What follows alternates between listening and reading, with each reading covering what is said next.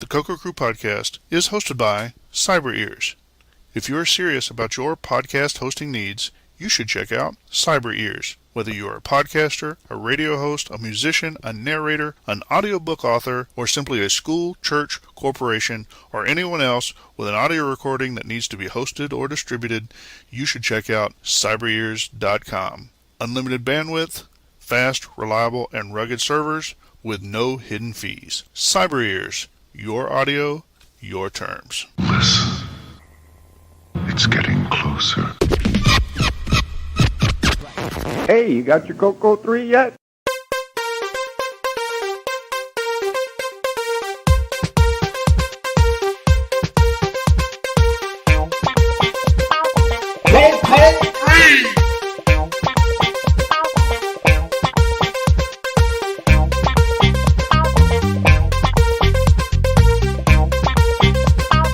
Hey, you got your CoCo 3 yet?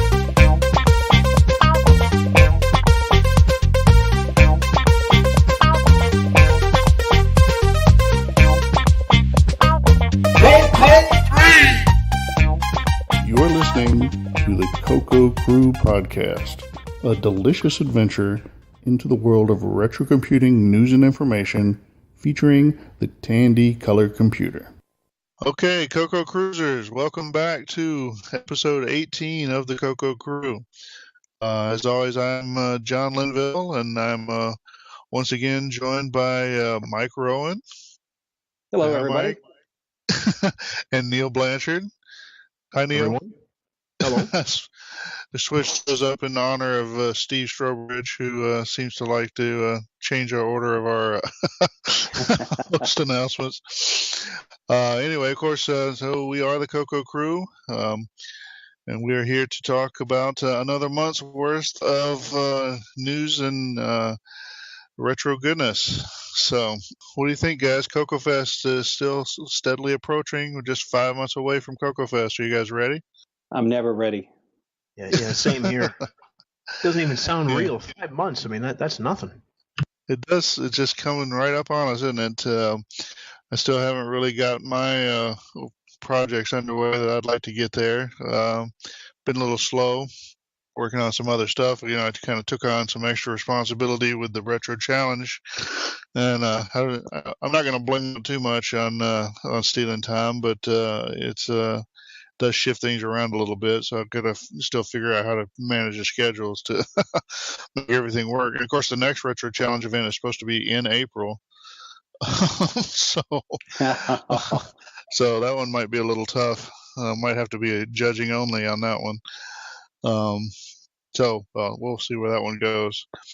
But what about you, Neil? You got a project underway for CoCo Fest? I got a project I'm going to be starting on shortly. I don't really want to give much away, but I'll just say this. It's extremely easy, but nobody wants to do it. Interesting. That could be a number of things, I guess. Is it something that's messy? Is that why nobody wants to do it? Yeah. It's not really messy, but it's tedious. All right, so it's not re-inking DMP 100 ribbons. No, we're saving that for Mike. Oh, Lord. Yeah, well, so I'm starting to get a few more inquiries, seeing a few more inquiries about cartridge cases. I don't know if Mike's seeing them or not. So somebody must be thinking about projects. So hopefully that'll translate into some goodness at CoCo Fest. I need to get the whip out and whip myself into doing some kind of stuff. But acquisitions, eBay or anything like that, you guys doing anything there? No eBay acquisitions for me. I did acquire something I'm going to play with here for the Christmas holiday coming up. I might get to it by Thanksgiving here, but I found an Iowa TP50 quarter-inch reel-to-reel tape player. Okay. So, I thought it might be interesting to see if I can actually use it to store and reload color computer programs. Cool. So sounds like fun. That's a cool project. And let's see. The only other thing I've acquired was I ordered one of Ian Maverick's FD502 reproduction board kits. Oh, yeah? So hopefully that'll show up. So get some soldering ahead for that? Yeah. You can never have too many disc controllers. That's probably true. So what about you, Neil? You pick up anything recently? I haven't picked up anything on eBay, but I am going to order one of those FD502 replacements that Mike was mentioning, just even for the fact of putting it together. I like when stuff comes on kit form. And the dollar's going in the right direction, well, for us, not for you, Neil. No, it's not helping. Cool. Yeah, it can be fun building kits up or whatever. And it's always good practice in case you need to repair something, keep the soldering skills up. Very fun indeed, huh? I wish I was around on the Heathkit days. Exactly. Best of all, no dins. Yeah, right. No dents to solder. Yeah, that's true. Those can be tough. Oh, me. So I guess lately I've been picking up a few cassette programs. Actually been picking up Dragon cassettes from across the pond. They seem to be available. I don't know, a wide variety of programs, including a number that don't seem to have made it across for the CoCo. So cool. We'll see how those turn out. Hopefully they'll be fun to play. Maybe some of them will be interesting enough. Maybe I'll take on the project of trying to convert their keyboard accesses or something like that. But no promises as of yet. But and a few of them are, they have both CoCo and Dragon versions on the tape, so that's cool. Yeah. So. But yeah, that's kind of hit a little bit of a lull on the eBay thing. I'm sure that eBay's going to be calling me up soon, making sure I haven't lost my password. Or yeah, you got a mile list long going on with eBay. yeah. But oh well. Well, that's cool. Sounds like we've got a little bit of an introduction, getting ready for the rest of the show. So. Why don't we take a short break and come back with some announcements?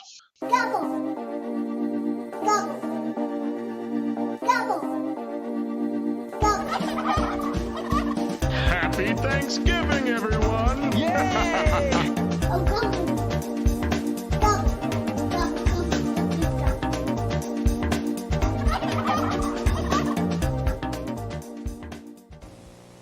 What is it, Mom?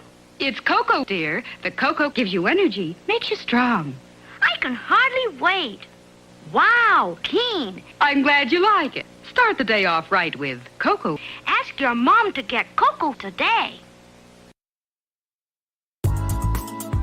Turkey, corn, carrots, cranberry, stuffing, mashed potatoes, biscuits, yams, mashed potatoes, pumpkin pie. What makes Daddy feel like doing flips? What gives Mother such happy fits? A CoCo Flip simply super fine. Take a close look at the CoCo package. Now, get CoCo today. Remember the name CoCo. You'll love its wonderful thrill. All right, welcome back. It's time for some announcements. We, of course, are the CoCo Crew Podcast, and we are available on Twitter as @CoCo Crew Podcast, all one word. We are available on Facebook. We have a page on Facebook. Just look for the CoCo Crew Podcast. We are, of course, available through iTunes, through Stitcher for streaming, and also on Google Play. Point your podcatcher at any. In addition, we are a member of the Throwback Network. The Throwback Network is a collection of retro-themed podcasts. It includes both technology-oriented podcasts, especially old video games, but also a few others that are related to primarily 80s culture, that sort of thing. So if you're looking for other podcasts and retro is your thing, then go check out the Throwback Network. Podcast Information Hub. This is another grouping of podcasts that, in this case, all technology primarily game technology. And again, if you're looking for another podcast, you may want to check that out. Those links are available in the show notes. As we mentioned, audio is hosted at Cyber Ears. If you have the need to host audio information or that sort of thing, then I think you should check out cyberears.com. When it comes to mailing addresses, if you want to reach us through email, we have a few addresses set up. All of us are reachable through the following addresses. We have show@cococrew.org. We have podcast at cococrew.org, and we have feedback at cococrew.org. If you want to reach us individually, I can be reached as John, John, at cococrew.org. Neil can, of course, be reached as Neil, Neil, at cococrew.org. And now you can reach Mike as Mike, Mike, at cococrew.org. So feel free to reach out with feedback or criticism or praise or whatever you've got. Moving on, let's have an overview of some upcoming events. The next event on our schedule is World of Commodore 2016. This will be December 3rd and 4th of 2016. And that is held in Toronto, Ontario, Canada. Of course, this is a Commodore-oriented event, but I'm sure they'll be happy to have you attend if you're interested in, Commodore stuff. It sounds like it's a worthy event. I know Neil's been there. Would you recommend it, Neil? Definitely. Yeah, it's a great time. So if you are in somewhere in the area of Ontario or the northern part of the or northeastern part of the United States, or somewhere where that's a trip to be made, then consider making it. You need to make the trip just to meet Neil. Well, there's that. All right, coming up, so that's it through the end of the year. Coming up in the next year, 2017, we have VCF East 12. That event is, of course, a long-term event held in, Wall, New Jersey? Is that right? I don't see the confirmation here. It's at the InfoAge Science Center, and I'm pretty sure that's at Wall, New Jersey. Anyway, it's a great group of guys. They have an interest in a lot of retro-oriented hardware. They are pretty big on some of the big iron sort of things. So if you want to see some tractor-trailer size hardware or whatever, this is a good event to go to and see some of that. They hold their event, you'll notice that's March 31st to April 2nd. That's 3 days. And so they've been holding their event so that the first day is actually on a Friday, and they have in-depth sessions or seminars or whatever. And then the Saturday and Sunday are the more traditional exhibits and random people just coming to look and have a look-see at what's going on. I have a note here to no more tents. So for the past couple of years, they've had they've accommodated those some of those seminars by pitching a kind of a festival style tent, or the kind of thing you might have a wedding reception under. They pitched one of that out in their parking lot, and which is fine. Although at that time of year, it's still a little chilly for me in New Jersey. So not necessarily the most comfortable, but it sounds like they now have enough space that's been freed up. They actually had a lost use of some of their space due to some of the people cleaning up from Hurricane Sandy, which you may remember from years ago. Yes. And so now apparently that extended cleanup operation is now not using as much of that space, and so they're able to get back inside the doors. So that should be a little bit more comfortable if you're attending that event. And again, that's highly recommended. It's a good event. Yeah, I'm going to try to get to that one. There's just enough space between that and CoCo Fest. I think I can swing it. Yeah, so they have spread it out a little bit this year, I guess. Huh? For a while, it seemed like there was they were at either end of the same week, right? which is a little bit tough since they're a little bit far apart too. But Anyway, but of course, next on our schedule is, of course, the 26th annual Last Chicago CoCo Fest. This is a big event for us here on the CoCo Crew podcast. It's sort of part of the main reason we started a podcast was to help promote this event. And so this is the big event for the CoCo world, and would like to get everyone within the sound of my voice, shall we say, to find a way to make it out there to the Chicago area, and that's April 22nd and 23rd of 2017. And come and hang out with us and see what CoCo projects people have been working on and what's new in the community, and tell us what you're doing and have share the fellowship. I'm sure plenty of fun will be had by all. You guys like CoCo Fest, right? Love CoCo Fest. Always a good time. It's a must-go-to show. Definitely.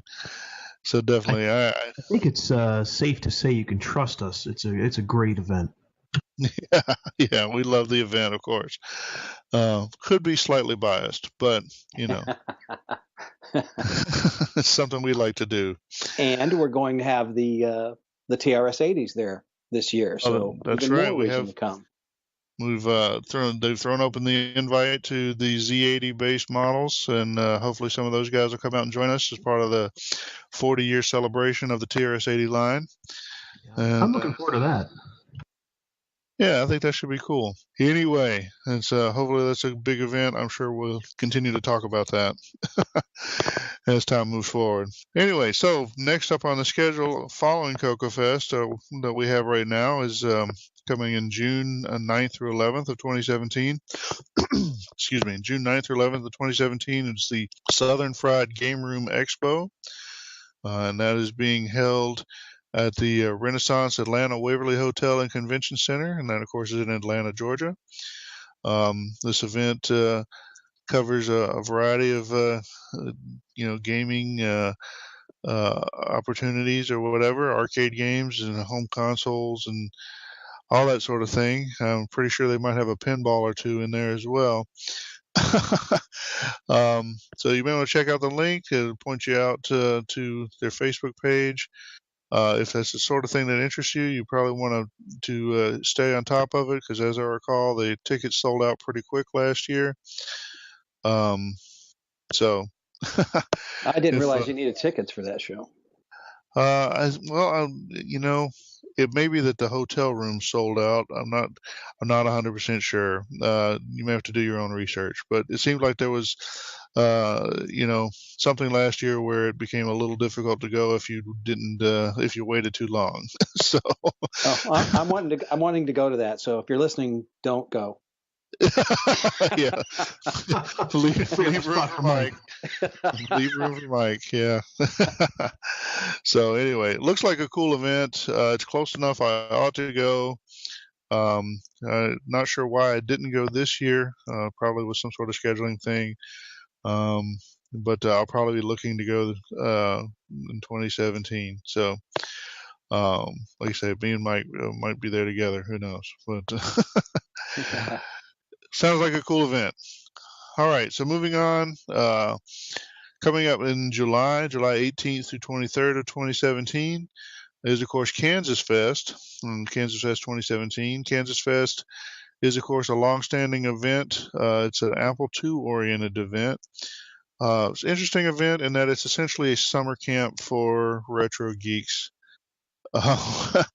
So you have a group of folks that actually rent out a dorm at Rockhurst University, which is in Kansas City, Missouri, and they occupy the dorm for most of a week, or basically a week, and they have seminars and various retro related activities, including a giveaway of hardware, and they have games that they play that some are more computer and some are just friendly competitions. They have one they call Bite the Bag, which sounds like something that only young people should play. Anyway, It's a cool event. It is Apple II specific, but they won't bite you if you want to show up. As long as you're not antagonistic to the Apple II, then I'm sure they'll be happy to have you. I went last year, as in 2016 or 2015 rather, not 2016. I would like to go again. I'm not sure if 2017 will be the year or not, but I could probably be talked into it. And they were friendly to me as a CoCo person or whatever. There is an Atari 8-bit contingent that has been invading there for the past couple of years, so they are friendly to other retro folks, so don't be afraid. They must have been happy that you brought them Farfall. Yeah, well, I did do a little seminar on Farfall, and they seemed pleased to have a new game to play, although it hasn't taken the Apple II world by storm the way it's taking the CoCo world, shall we say. But the Apple II version is probably not quite as good either. Well, neither is the processor, but I don't want to start there playing you go. more. There you go. Edit. All right, so the final event we've got up on the board here is August 5th and 6th of 2017. We have the CoCo Expo. This is one I just recently learned about. I don't really know much about it. They have kind of a cool website. Shows graphics that appear to come from a ColecoVision. It says CoCo Retro Gaming and Collectibles Expo. There's also a picture of a Cabbage Patch doll. So, they made them. So yeah, it may expand, or sounds like it expands beyond just the video games. But anyway, it's there. It's in Edison, New Jersey, August 5th and 6th. I would say certainly if you're in that part of the world, you should go and check it out. And I don't know that I'll make this one, but I would love to hear your experience if you do. So, final event and final thing in the announcements. I've still got the link here for our CoCo Fest 2017 audio promos that Mike has done for us. They are still available for anybody who's got an outlet for them. Other podcasts are certainly the most obvious usage, but whatever you might have. I suppose we should probably start putting a few video promos out there too if they show up. Have you got some CoCo Fest video promos, Mike? They're in production. Okay, they're on their way. Cool. Well, I'll have to keep on top of that. I think there's a few audio promos that I haven't quite gotten uploaded there either. So, like the Adventures of Coco Cat, I think is not out there. But anyway, so that's the list. That's all of our announcements with links, at least. A couple of other announcements we might mention. I know Neil and Mike played co-host on our cousin podcast or sister podcast or whatever, the TRS-80 Trash Talk. You guys sat in. What did you guys do there? Oh, that was a good time. The topic was talking about what to do when you find old retro computers. Should you just power them on right away, or what kind of things you can run into or should look for? Along the same lines, I did sit as a co-host on the Retro Computing Roundtable, episode 141, where I helped to discuss the recent Retro Challenge events. Again, if you're looking for another podcast, the Retro Computing Roundtable is not a bad option. You can go and check that out, and you get more of my beautiful voice. So, how bad could life be, right?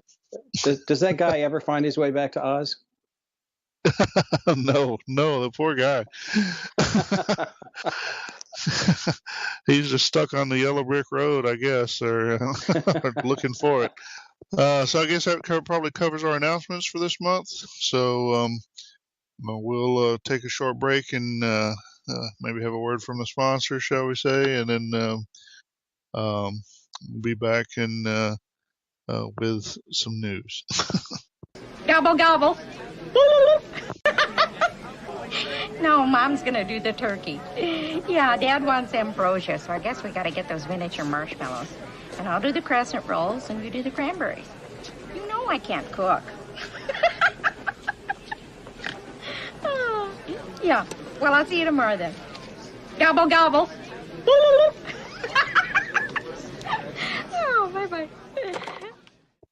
All right, now we're back with some news. We have a pretty long list of news items this time. I'm going to try to cover them all. Try to cover them all quickly. Hopefully, there's some fairness in there. But if we cover one a little too quickly and we don't give it fair treatment, then feel free to send us some feedback and tell us what we missed. You guys all right with that? Yes, let's go. All right. We can always do a part 2. Exactly. All right, first up on my list, Popstar Pilot Development Blog number 34, Dispatch. So this is Nick's Popstar Pilot Popstar Pilot Development Blog, aptly named. And he's letting us know that he's gotten all of the pre-orders sent out and on their way. I know I got mine. Sounds like Neil hasn't got his yet, though. Is that right, Neil? No. It's such a tease. I'm seeing all these people on Facebook and on the CoCo list saying they received it, and I'm like, mine still has not showed up. Well, I mean, I've got mine too. I got mine so long ago. I don't remember when I got it. It's already piled up under some other stuff. So I'm thinking at this rate with Canada Post, it will be here for Christmas. What his original intentions were. Well, it's a good thing you got it sent out, huh? All right. Well, anyway, so time for Christmas.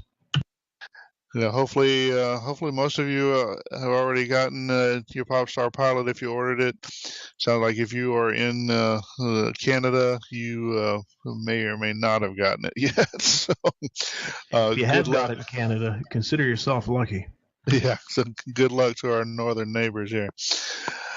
All right, well, so moving on. This one is from Richard Kelly announcing the CoCo 3D Rat Maze. Apparently he says he's uploading the Tandy Color computer port of Rat Maze. The original version was for Apple computers, released through CompuServe. Somebody later ported it to PC Maze. Anyway, sounds like it's a game. I haven't had a chance to try it. He has a Dropbox link to a CoCo disk image, and I'm glad he's sharing it. Sounds cool. We got some comments from Nick Morentis and James Diffendaffer. Sounds like they've been checking it out. Did you guys check this one out? I haven't checked it out yet. Chance. No, yeah, I haven't got to it either. But it's cool that people are sharing their stuff. That's sort of the whole point of the hobby, is to have a little contact with other people. And that's a cool way to do it. So thanks, Richard, for making that available, and we'll look forward to seeing more. All right, on to a kind of a different problem. This was from a John Gwynn. Not really familiar with John. You guys know John? No, I don't. No. Well, anyway, so the topics come up from time to time of trying to figure out how many Tandy Color computers actually were produced. And he points out that this is somewhat similar to a World War II situation where the Allies were trying to estimate how many tanks the Germans had produced. And this Allied statisticians kind of came up with a fairly simple formula to help estimate that number, and it turned out to be fairly accurate once you got the post-war records to compare to the predictions that were made during the war. So I don't know if that means that it's a good way to estimate the number of CoCos made or not, but it's probably as good as anything I've got. So you may want to check out his link and see if we can count CoCos the way they counted German tanks. What do you guys think of this? Yeah, that's cool. I'm definitely going to check that out. I think that. Yeah, same here. So it's a cool idea. Anyway, moving on. So this is a link from, it's actually the Trash Talk page on Facebook. It says testing a DREM hard drive emulator on the Tandy 6000 restoration. I didn't know that. I guess, well, Mike, actually, I think you originally sent me this link, or at least put me on this. So you want to tell people what it is? Yeah, it's a piece of hardware that actually can emulate MFM drives, and I think it also emulates floppy drives, I believe, too. Yeah, I believe it does. Yeah, and it's neat because it's built on a single board computer. I think it's one of the Intel single board computers, but you can actually hook a keyboard and a monitor to this device to configure it, and also to like debug it. You can watch the actual I/O as it's going across your MFM path or your floppy path, and you can vary. Everything is in software control. You can tune it to do the complete emulation. And of course, if you've worked with older computers with MFM drives, they're pretty hard to find, and when you do find them, they're the odds of them lasting for very long are pretty slim. Right. But it's a very neat product of Canada, and it really does fill a niche that's been missing for a lot of old computers. Yeah, so it's pretty neat.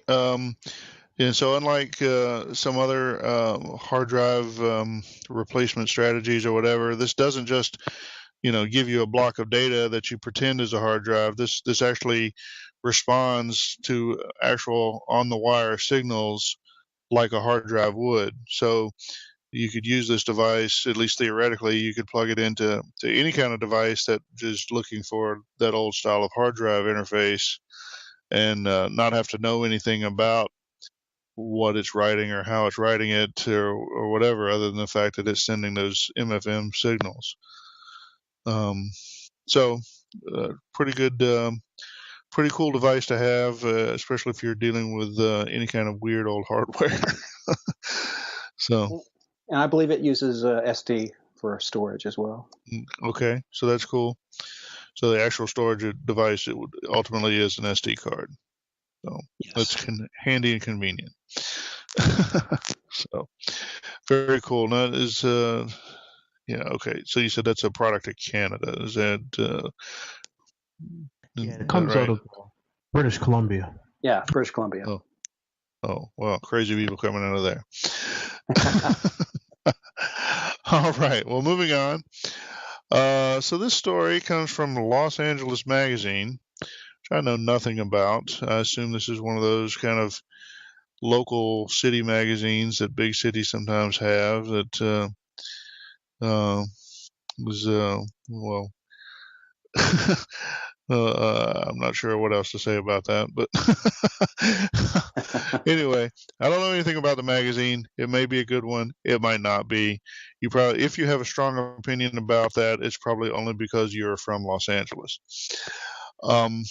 Anyway, the title of the article, this guy built the 8-bit game he dreamed of as a kid, and it's glorious. And so it talks about, it's a story of someone who, in recent times goes back and writes a game for the Nintendo Entertainment System, based on, I guess, a plan that he had in his mind for some amount of time or whatever. So I don't know. It's not a CoCo thing. It's an NES program, of course, but I'm sure you can see the overlap of interest that I suspect that we have here. So if you're carrying around an idea for a game for an 8-bit computer, particularly if it's for the CoCo, live your dream. Build it, and we will come. You might even get in your local paper or magazine. I know, with Farfall, when I won the Retro Challenge in 2012, I eventually got the local paper to do a story on me.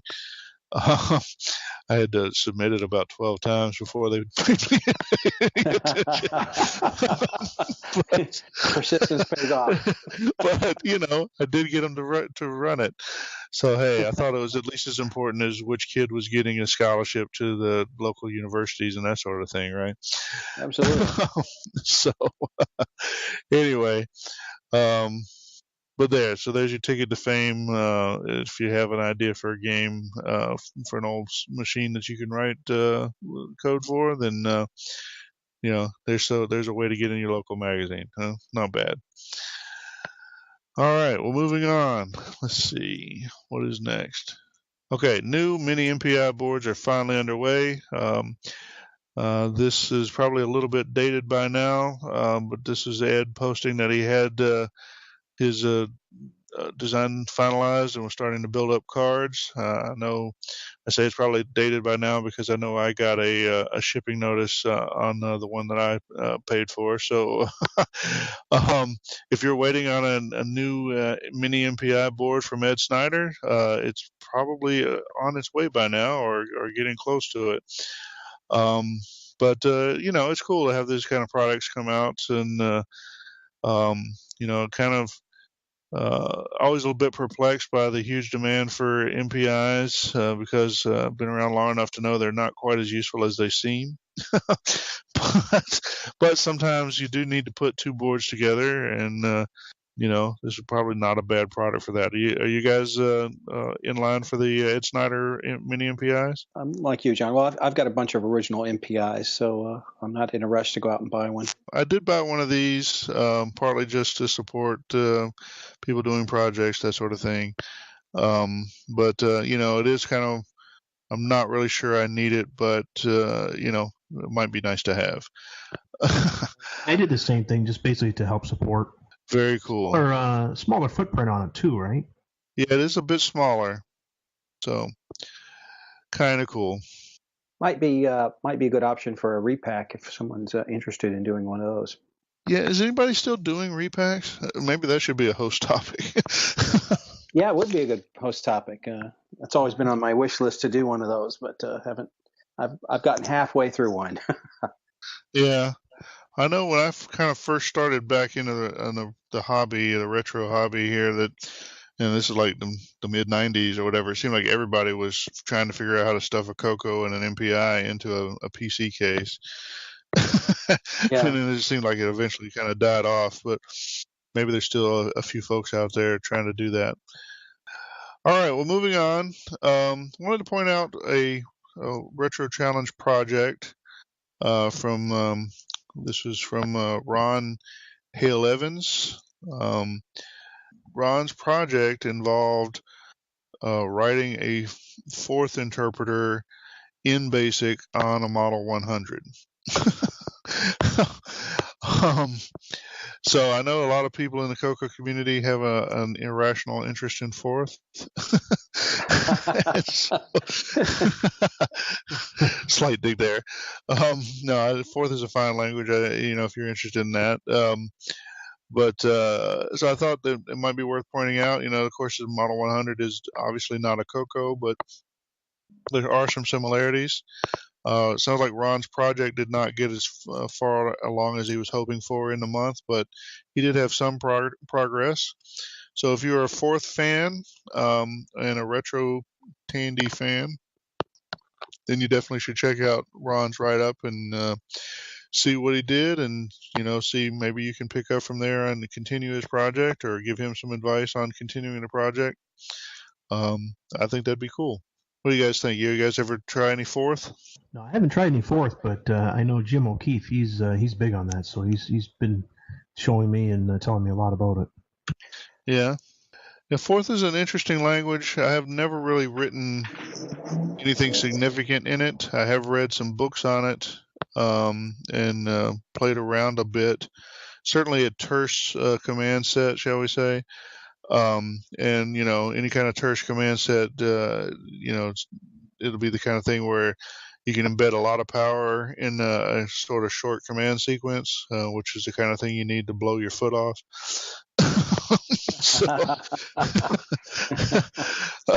So it's a cool language, and I definitely understand how at least some people really fall in love with it. I think as far as it's not something I could recommend as a first language for many folks, unless you've already somehow established that your brain works in a computer-like fashion. I think you'll have a hard time wrapping your head around fourth, but it might be that if you started with fourth, you'd have a hard time wrapping your head around other things. So I don't know. Your mileage may vary. But anyway, again, if you're a fourth fan, you may want to check out Ron's project. All right, moving on. The next link is a YouTube link from Ian Maverick. And you guys already mentioned this a little earlier, that he's got a reproduction of the FD502 floppy controller for the CoCo. He's demonstrating it here, running ADOS and/or making it for the Dragon 64, and I'm not sure if if he's got the hardware switchable on there to make it work with the original Dragon DOS, or if he's using the hacked Dragon DOS that works with the Tandy style controller. I'm not sure, but one way or another, especially if you're a CoCo person, you may want to check this out, especially if you don't already have a floppy controller or if you have one that's unreliable. I know I've seen some of these show up on eBay. I don't know how long he's planning to make them available, but like I said, I've seen both the completed boards and the kits show up on eBay. They are real. I guess that's my point. Did you get yours yet, Mike? You said you bought one. No, I just ordered it last week, so and it's being shipped from Australia, so I'm guessing it'll be about another 10 days, but hopefully better than a month. Yeah, yeah. Yours will be next year sometime. Yeah, New Year project. Yeah. But I'm hoping to maybe post a video about it once I've got it up and running. Cool. Well, that sounds like fun.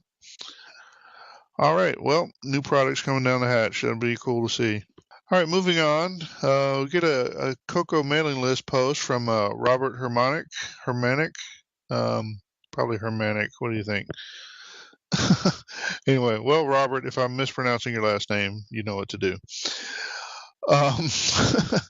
So he says, I see referenced in various places like Unravel that there's a 64-column text mode. I've always wanted a bit of clarification here. There actually isn't one, is there? So that's what he's asking. So it turned out, well, there is one in the hardware. It's not supported by BASIC, so that's probably what led to his confusion. So the Gimme can do a 64-column mode, and it's basically it's essentially like the 80-column mode, just with 16 columns chopped off of either end, or 8 on each end. But yeah, so it is possible to do a 64-column mode, but there's some assembly required, shall we say. You guys ever use 64-column mode? I can't say that I not a lot of knowingly for that. Yeah, not a lot of use for that. Mostly if you weren't happy with 32-column mode, you probably wanted to go straight to 80 columns. But you guys know where 80 columns comes from? It was a standard width on the IBM Hollerith punch cards, 80 columns. Okay, yeah. That's cool. And I think there may be some research that suggested that 80 columns is the most natural width for reading text, but I'm less sure on that one. So that may be why the Hollerith codes were 80 columns to begin with. They're Hollerith cards, but anyway. A little bit of trivia there. We should batch that up and make a contest for one of those Steve Strobridge DVDs that he gave us to give away in prizes that we haven't done much of. or at least for the trivia quiz for CoCo Fest. Well, there you go. Now we've got one. All right. Well, let's move on. Okay, the next one I have is another one from Ed Snyder. It says, so thinking of a sound card for the CoCo 123 to possibly go along with some of the stuff that Simon is developing. Here's some possible features geared more towards content creation with tracker type software rather than just simple playback. He says thoughts, comments. CoCo soundboard, YM2149 programmable sound generator. I'm pretty sure that one is essentially the same as the AY38910 line. Is that correct? I think so. Anyway, in addition to that, dual 8-bit DAC, so Orchestra 90 compatibility, 512K flash. I'm not sure what that is. I guess that's for running the tracker program or whatever. 1 meg of SRAM, 8-bit ADC for samples. So I guess that's also for taking samples in. Programmable interrupt timer. I guess that helps with the playback for feeding the DACs. All cart memory bankable in 8K segments over upper 32K memory space. And that's kind of a technicality, but if you're writing the software that's going to load on that, I guess that's interesting.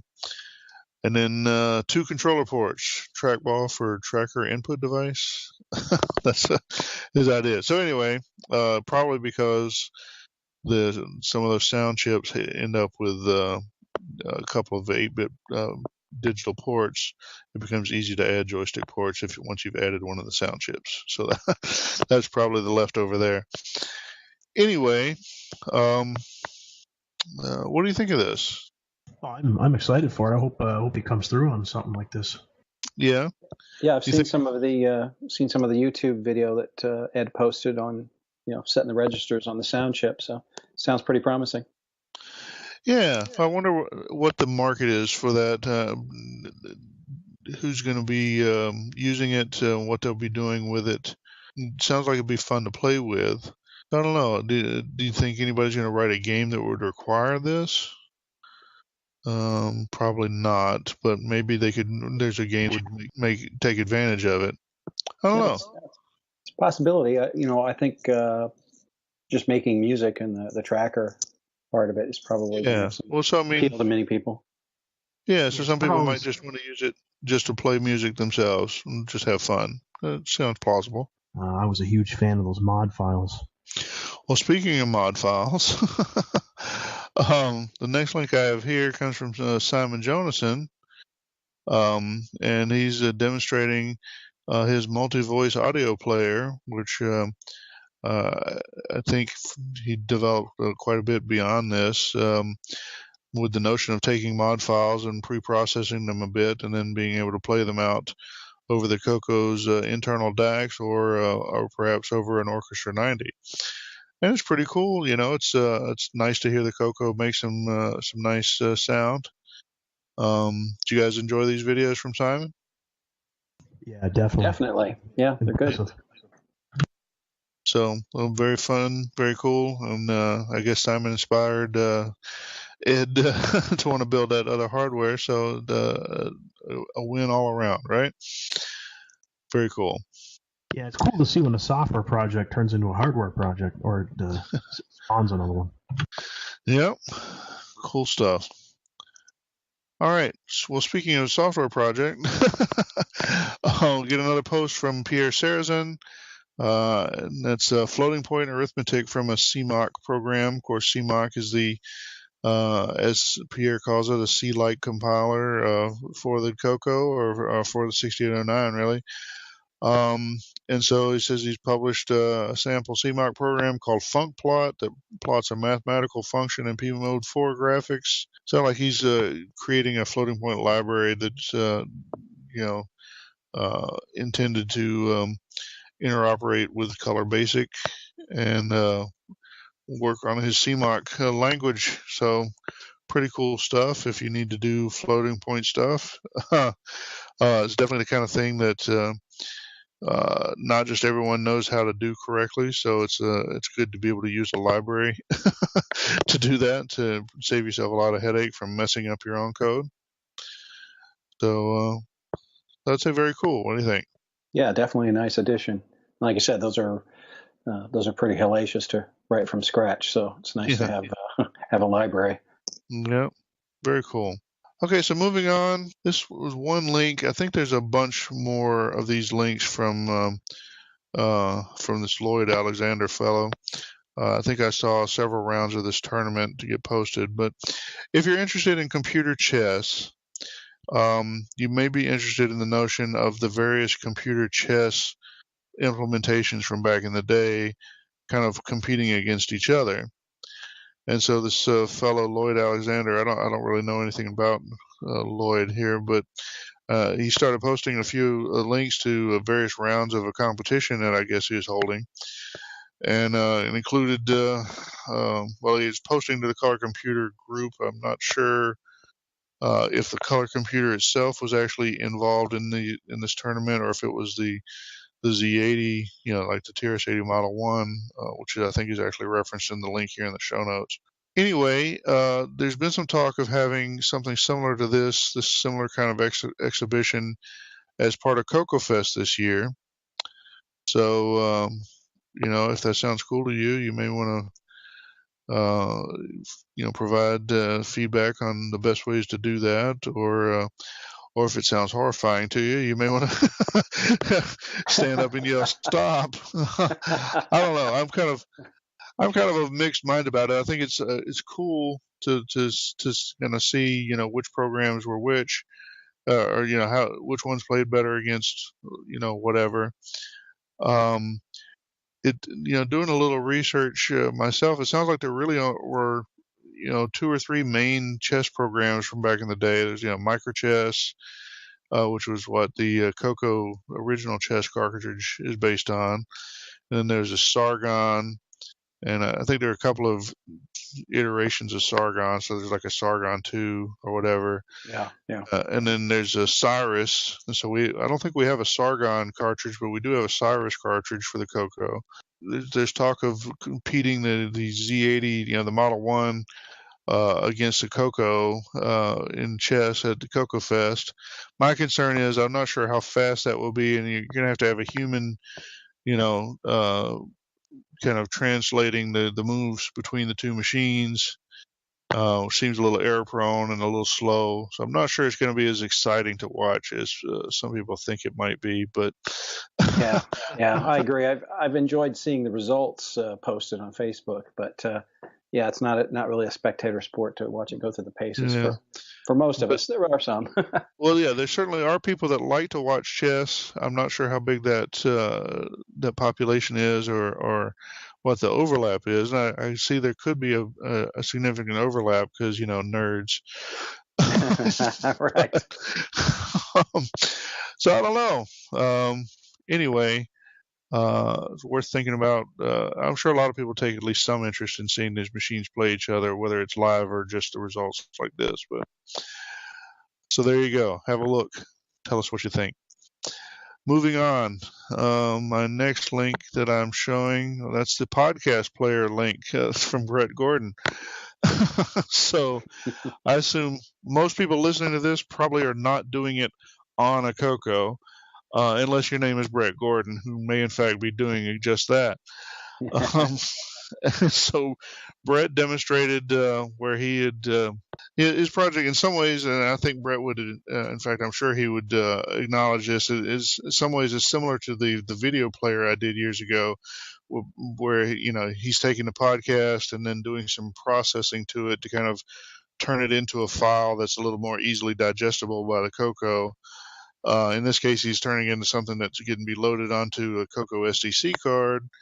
And then he's got a player that will access that file, and will actually, part of the file is an image to display, and then the rest of it is audio that's been formatted out as just 6-bit PCM or whatever for the CoCo's DAC.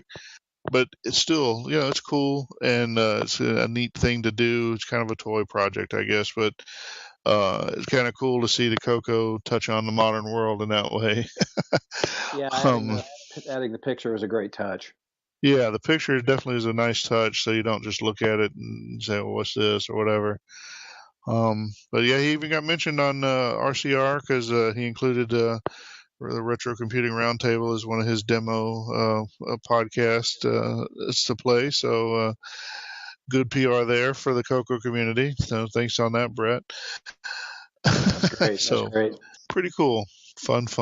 And I think that's the biggest thing. Brett's always just having fun with his machine, and he does a lot of that. So definitely a little jealous. Yeah, me too. So, all right. Well, moving on. The next link, CoCo MIDI case now available for ordering. And so we mentioned in the past that Jason Lee Steer was doing a run of CoCo MIDI cartridge boards, and as has become habit for the various hardware producers in the community in the past couple of years, he's turned to John Strong to help produce a case for him for those boards, and John has come through with that and now has a case available. It's 3D printed and fits the CoCo MIDI case and screws together and protects the electronics and does all the things you expect a plastic case to do. And so now it's available for ordering. So it's nice. I have one in my hands here. Oh, good. And I should mention that he also has he's accommodating both versions of Jason's board. So. Oh yeah. Cool. So there's two different, slightly different version cases, but John's got cases for both the models, and very nice case. Awesome. John Strong is like the go-to guy. If you need a case done, he'll do it. Yep. He's definitely got a lot of those out there. I think we might even mention him again for that in this episode. So we'll say if you want one, don't delay just because.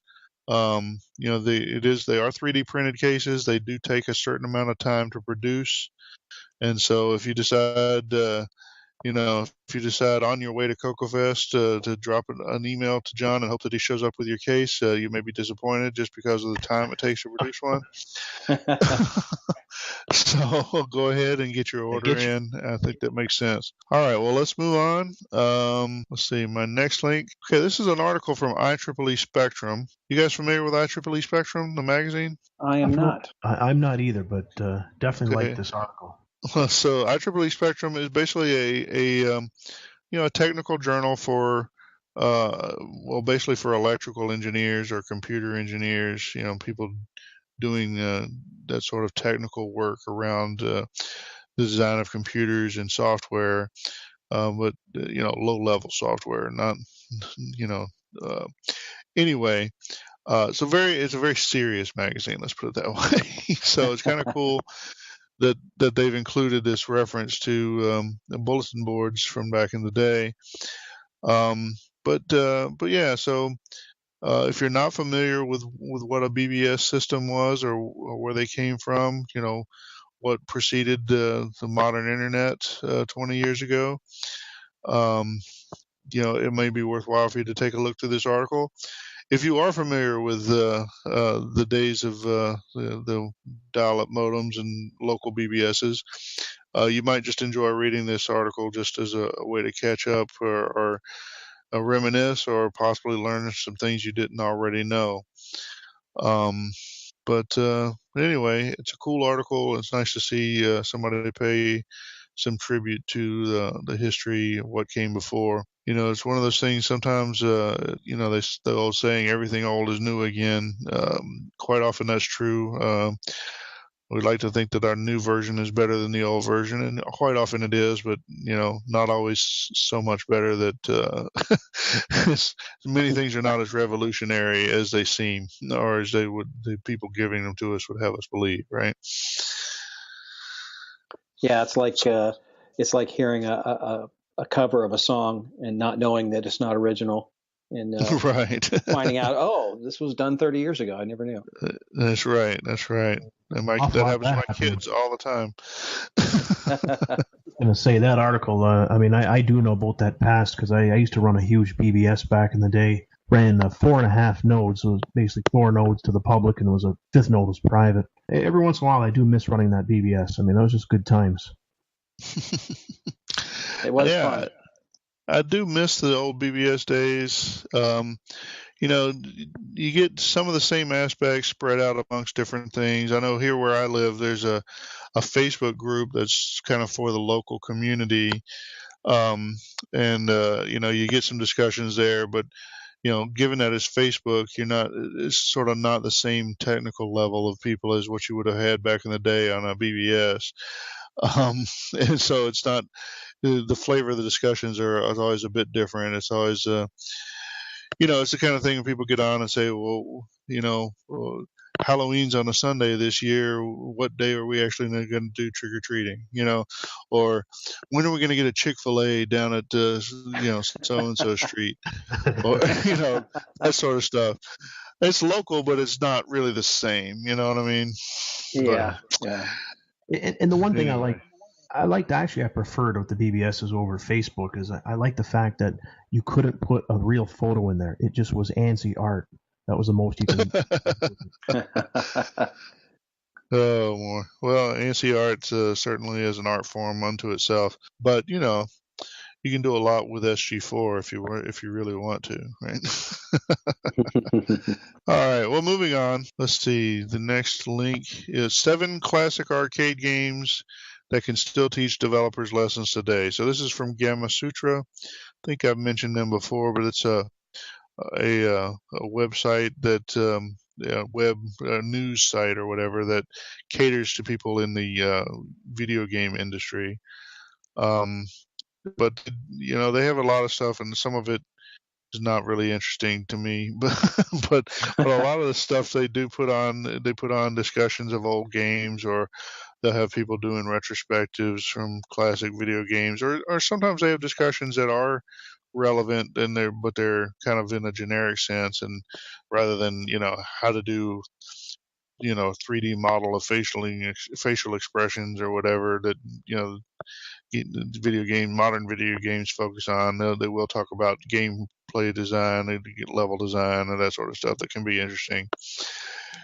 Anyway, that's sort of where this comes in, where it talks about a number of old games, and a couple of them cited are like Qbert and Centipede, Contra, Gyrus, a couple others, but it just talks about the basic gameplay there and why it's interesting or whatever. It's another one it's kind of like the BBS article. It's just cool to see somebody, pay some respect to their elders, shall we say, and say, there were some good ideas in the past, and maybe it's worth looking at them in an academic sense and see what we can learn from them. You guys like old video games, right? I played one or two, yeah. One or two. Okay, let's move on. Let's see. This is from Hackaday. Al Williams at Hackaday says, want to make a PCB? The Phantom Nose. I guess that's supposed to be a play on the old the Phantom Nose from the old radio dramas or whatever. But in this case, the Phantom is a printer. I guess they've done some kind of mods to this printer.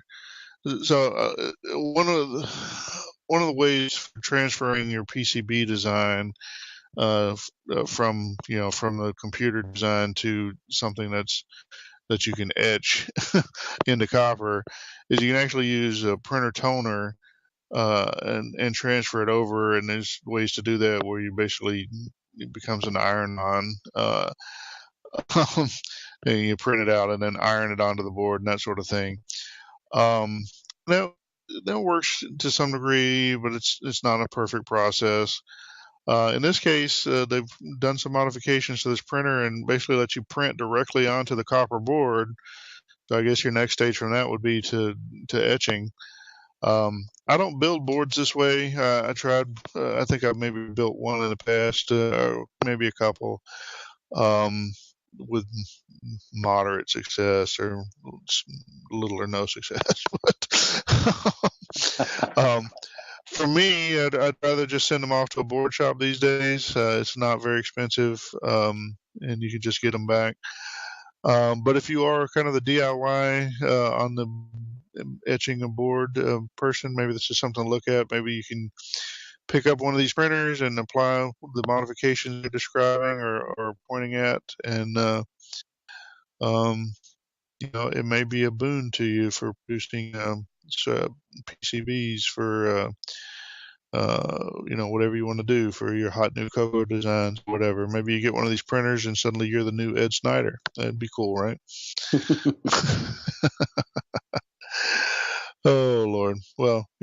we can all dream. All right. Moving on to the next link I have here. This is from JoJo. We mentioned him, I think, briefly earlier.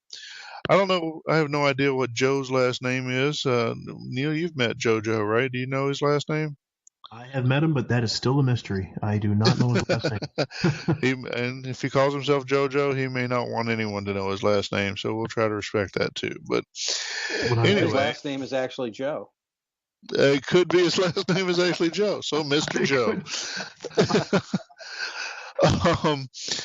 Anyway, post a link here. It says killing time by playing Blackbeard on my BlackBerry Passport. Of course, my first thought was they still make Blackberries. So maybe he's a retro BlackBerry collector as well. I don't know, but actually I don't know anything about the BlackBerry Passport. Maybe that's one. Didn't they have some that are basically Android phones these days? I'm not sure. Yeah, they do. So maybe that's one of these. But it's cool. He's got an emulator running. Let's see. He says he's using BB10's Android runtime emulator to run DOSBox, then using DOSBox to run Jeff Vavasor's CoCo 2 DOS-based emulator. So that's just cool. Whatever the BlackBerry Passport runs, he's using that to run an Android runtime, to run DOSBox, to then run the CoCo emulator. Woo! I'm surprised that works at all. Yes. One more layer, and you're going to go back in time. Yeah, I think that's right.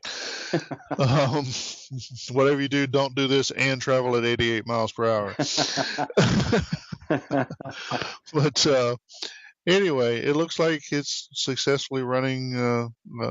It says Blackbeard. I'm not familiar with that game, but it certainly appears to be a P-Mode 4 style artifacted CoCo graphics. So very cool. Good way to pass the time, if nothing else, right? Absolutely. Yeah, definitely. All right. Well, so JoJo, thanks for sharing. That's cool. And by the way, he could be a collector of the BlackBerry stuff. He is Canadian. You never know. All right. Moving on. Next link's from Tormod Volden. And here he's announcing an 80 by 24 word pack on his Dragon NX32. So what is all this? So of course Tormod, he's a Dragon guy. He's also a Fuzix guy, Fuzix, however you want to say it. And so basically he's strung this together with his WordPack clone, which is the CoCo WordPack cartridge based on the CRT 9128 chip, which is a vintage CRT controller style of chip. And so he's got the 80 by 24 video output, and then in the same system he's got his Sphinx 512 memory extension, which gives him like 512K on a Dragon 32. And then on top of all that, he's running Fuzix. So it's a pretty cool setup there. In fact, his picture shows it's a Dragon 32, and he's got Tandy, a white multi-pack plugged into his Dragon 32. So if you have any question about whether or not that should work, apparently it does. And so I see his Sphinx 512 board plugged into that, and then apparently he's got also his WordPack board plugged in, and you can see the black and white display with his 80 column Fuzix login. Cool. So she's got quite the stack of stuff going there. Very cool. Very cool. That's cool to see. All right. Well, thanks, Tormod. That's cool to see that. Very neat. All right. So moving on. This one's not really CoCo related, but it's sort of definitely kind of geek hacker-ish related, and I think we'll all appreciate it. So here's an Easter egg on the ESP32 processor. Now this is a little board that's sort of I guess it's for this sort of Internet of Things craze you hear about, or for physical computing or maker usage or whatever. I tried to figure out, and I don't really know what kind of processor core is actually in these devices, but this ESP32, it's related to another, was it ESP 80? No, what is the number? It's one that's been used for adding, ESP 8266, which is a device that a lot of people are using to get wireless access for their various projects, 8-bit, AVR projects and that sort of stuff.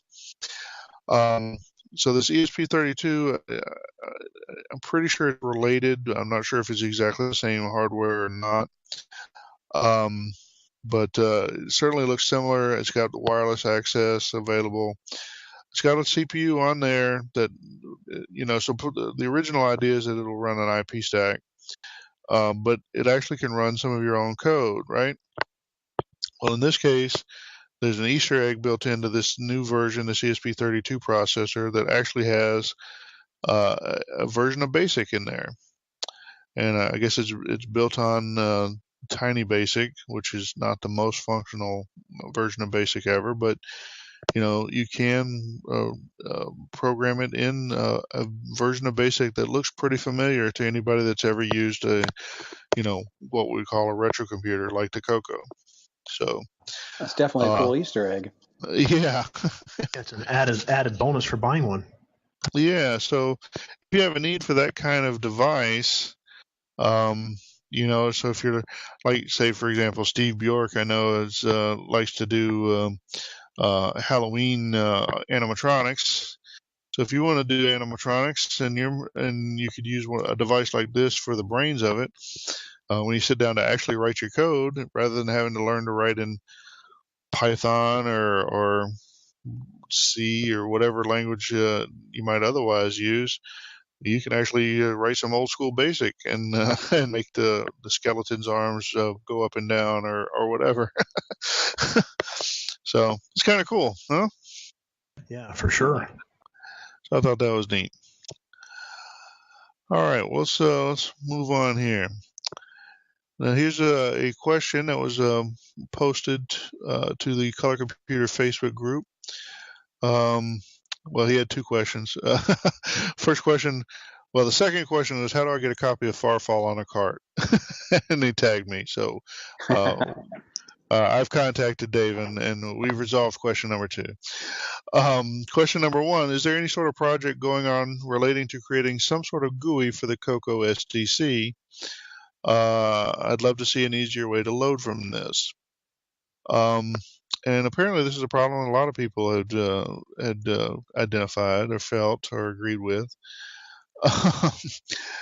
And so I guess, the SDC is a cool device, but, it quickly becomes susceptible to having a ton of disk images on your SD card and no easy way to differentiate them. And so we get down a bit, and then I guess Guillaume Major has written some code now that provides a interface on top of that. Let's see, where am I? Oh yeah, so that's going to be the next link. Actually, he's now calling that CoCo SDC Explorer. So we've got 2 links here. The first link is from Dave, kind of identifying the problem, and Guillaume ends up kind of trying to address it, and ultimately ends up releasing a piece of code that he's calling CoCo SDC Explorer. We have a link for the SDC Explorer in the show notes to points out to the CoCo mailing list, which includes the link of where you can download the code from colorcomputerarchive.com. So all that said, you guys use the CoCo SDC, and are you looking forward to using a tool like SDC Explorer? Is that going to make your lives simpler? Well, for sure. It's nice to get it set up on certain SD cards. Yeah, I definitely use the CoCo SDC. I just want to take a moment here to point out that Guillaume is who runs the Color Computer Archive website. Well, so Definitely should get some props for that. It's an amazing site. It's kind of the go-to place. Very cool.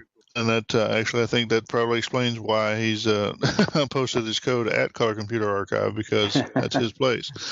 Absolutely. So very cool. Well, if nothing else, then thank you, Guillaume, for providing that resource to the community, and thank you as well for expanding the usability of the CoCo STC with the new CoCo STC Explorer software. I think a lot of people are excited to see that. All right. Let's see. Moving on. The next link, we already kind of mentioned that John Strong was producing cases. And so this is not new hardware. This is actually quite old hardware. And I'm not sure how many of them are even still available if you wanted to buy one. You probably could find somebody who'll sell you one in the community. But if you happen to have one of the old Glenside IDE controllers, you may have noticed that due to its kind of strange proportions, they're kind of exceptionally long. They don't fit any of the existing cases. And so kind of we're ripe to having a custom case made for them. But for whatever reason, it hasn't happened until now, or until recently at least. And I think we saw on an earlier episode that somebody had produced one. But now John Strong also has one available. So if you're looking for a case for your Glenside IDE controller, sounds like John Strong is your man, and he can hook you up. You guys have these controllers? No, I don't. I never did get one. I should have picked one up when I had the chance. Yeah.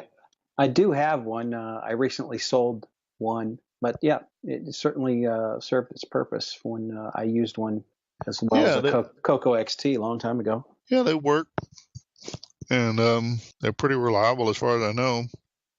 A little awkward just because of their proportions. They're so long, and they don't necessarily have a lot of support. And so again, they're definitely ripe for having a case. Just there wasn't one until recently. So it's good to see those becoming available. If we do get some more of those controllers coming out of people's closets or whatever, hopefully some of them will get wrapped in a case. So that'd be cool. Closet controllers.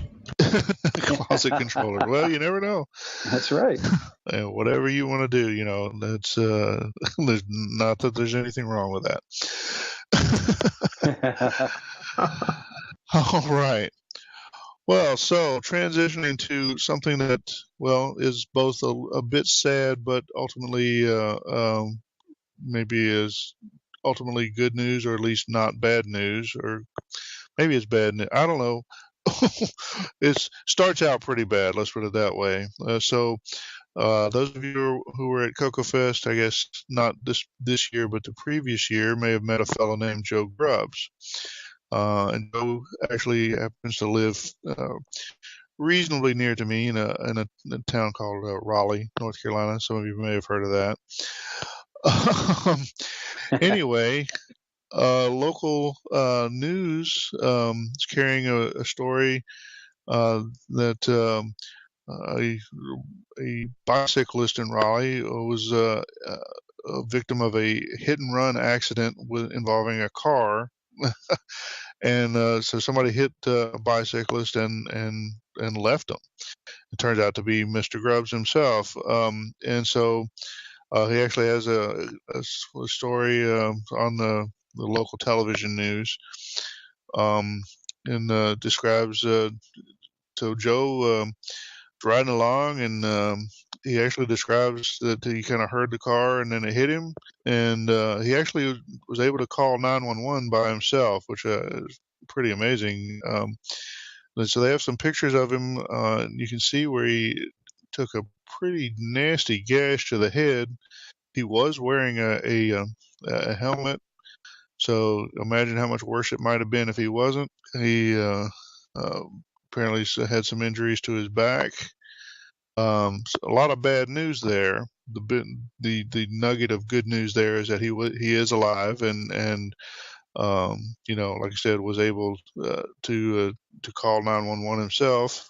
So definitely a fighter there. Include another link about Joe from another TV station in the area, did a story with him a few days later. And the reason why I include that is it includes some footage of him actually able to walk around, and it actually has some footage of him talking. So you can, if you're worried about Joe, I think he's going to be doing as well as you can possibly expect, considering the fact that he was hit by a car. Not something to laugh at, really. I'm sorry. I'm kind of a nervous laugher, that sort of thing. But definitely glad to see that Joe appears to be doing well. I know since then he's been released from the hospital and he's recovering at home. I think he's getting a bit antsy at home, as I'm sure any of us would be. Anyway, so just wanted you to know if you know Joe, maybe you're familiar with him from Facebook, or maybe you met him at CoCo Fest. You should be aware that he's had this grievous injury, but he is surviving, and yeah, he might enjoy hearing from you. I don't know, but you may want to at least send him some well wishes, or at least thoughts and prayers if that's something that interests you. So you guys have met Joe, right? He's a pretty cool guy. Yes, I have. Yeah, he's a very nice guy. Yes, it's good to see his speedy recovery. I see his posting his daily vinyl record posts, so it's nice to see. That's right. He's a vinyl connoisseur as well, so retro in more ways than one. So anyway, well, Joe, our hearts goes out to you. I'm sorry this has happened to you, but definitely we're very glad that things are going as well as they are. We hope to see you on your feet again soon, and you're as tough as a CoCo. That's right. Hopefully nobody will lock you in the closet for 30 years and then plug you in. All right. Well, so moving on, we have one more, not exactly similar, but it's a health-related story from Ron Delvaux. I know Ron through Facebook CoCo mailings. Actually bought some CoCo from him. Very nice fellow online. Nice as he can be. Looks like he's got a picture of him in a hospital gown with a big scar down the center of his chest. So obviously that can't be very good, but he does appear to be alert and awake and doing well in those respects. So Ron, again, our hearts go out to you. Hope that you ultimately are doing well, and glad to see you're still with us for some more CoCoing. All right. Well, let's get beyond this little portion of the broadcast. It's starting to get depressing. All right. Well, so we have a post from Jim Geary. We always love to hear from Jim, and this is an MC10 related post. So Jim, that's sort of his MO is to find a game, particularly one in BASIC written for another retro computer, and get it running on the MC10, or occasionally the CoCo first. Usually the MC10 first, but quite often the MC10 ones end up on the CoCo as well. In this case, he's got a game called Port of Original. Let's see, how is that? Kyde? Katie? Kyde? I don't know how it's pronounced. But the support of original Kyde tape for the Grundy New Brain computer, source in GSoft Dur of Yahoo Group and GitHub, and blah, blah, blah, blah, blah, current project / Valley. So apparently the game is called Valley. Anyway, it's a game with some kind of low-res graphics written in BASIC. It looks like it might be fun to check out, especially if you're an MC10 user. Looking for some new software to play, some new games to play. Definitely check out Jim's collection and check out his new game, Valley. All right, and along the same lines, since that comes from a port of a project from the Grundy New Brain, or Gundy New Brain. I'm not really familiar with this computer. You guys ever hear of the New Brain before? I don't think so. No, I haven't either. All right, well, so we have a link to the newgreen.eu site. It kind of looks superficially similar to an MC10 as far as form factor. If you love, limited old retro computers, you'll probably love this one too. So anyway, there it is. Have a look. There might be some more material there that's ripe for mining into ports from other games and that sort of thing. Anyway, the link to the new brain.mu.eu comes from Colin Appleby. Colin, thanks for the link. All right, moving on. Let's see. We got a link from Steve Strobridge. There's a video dedicated to the CoCo Crew Podcast and community at large. And it has some kind words about episode 17. And then talks about Farfall, and guess he's done a video showing some gameplay of Farfall. Always happy to see some Farfall. Always happy to see Farfall in the news. I know Neil is always happy to see that. I was just going to say that.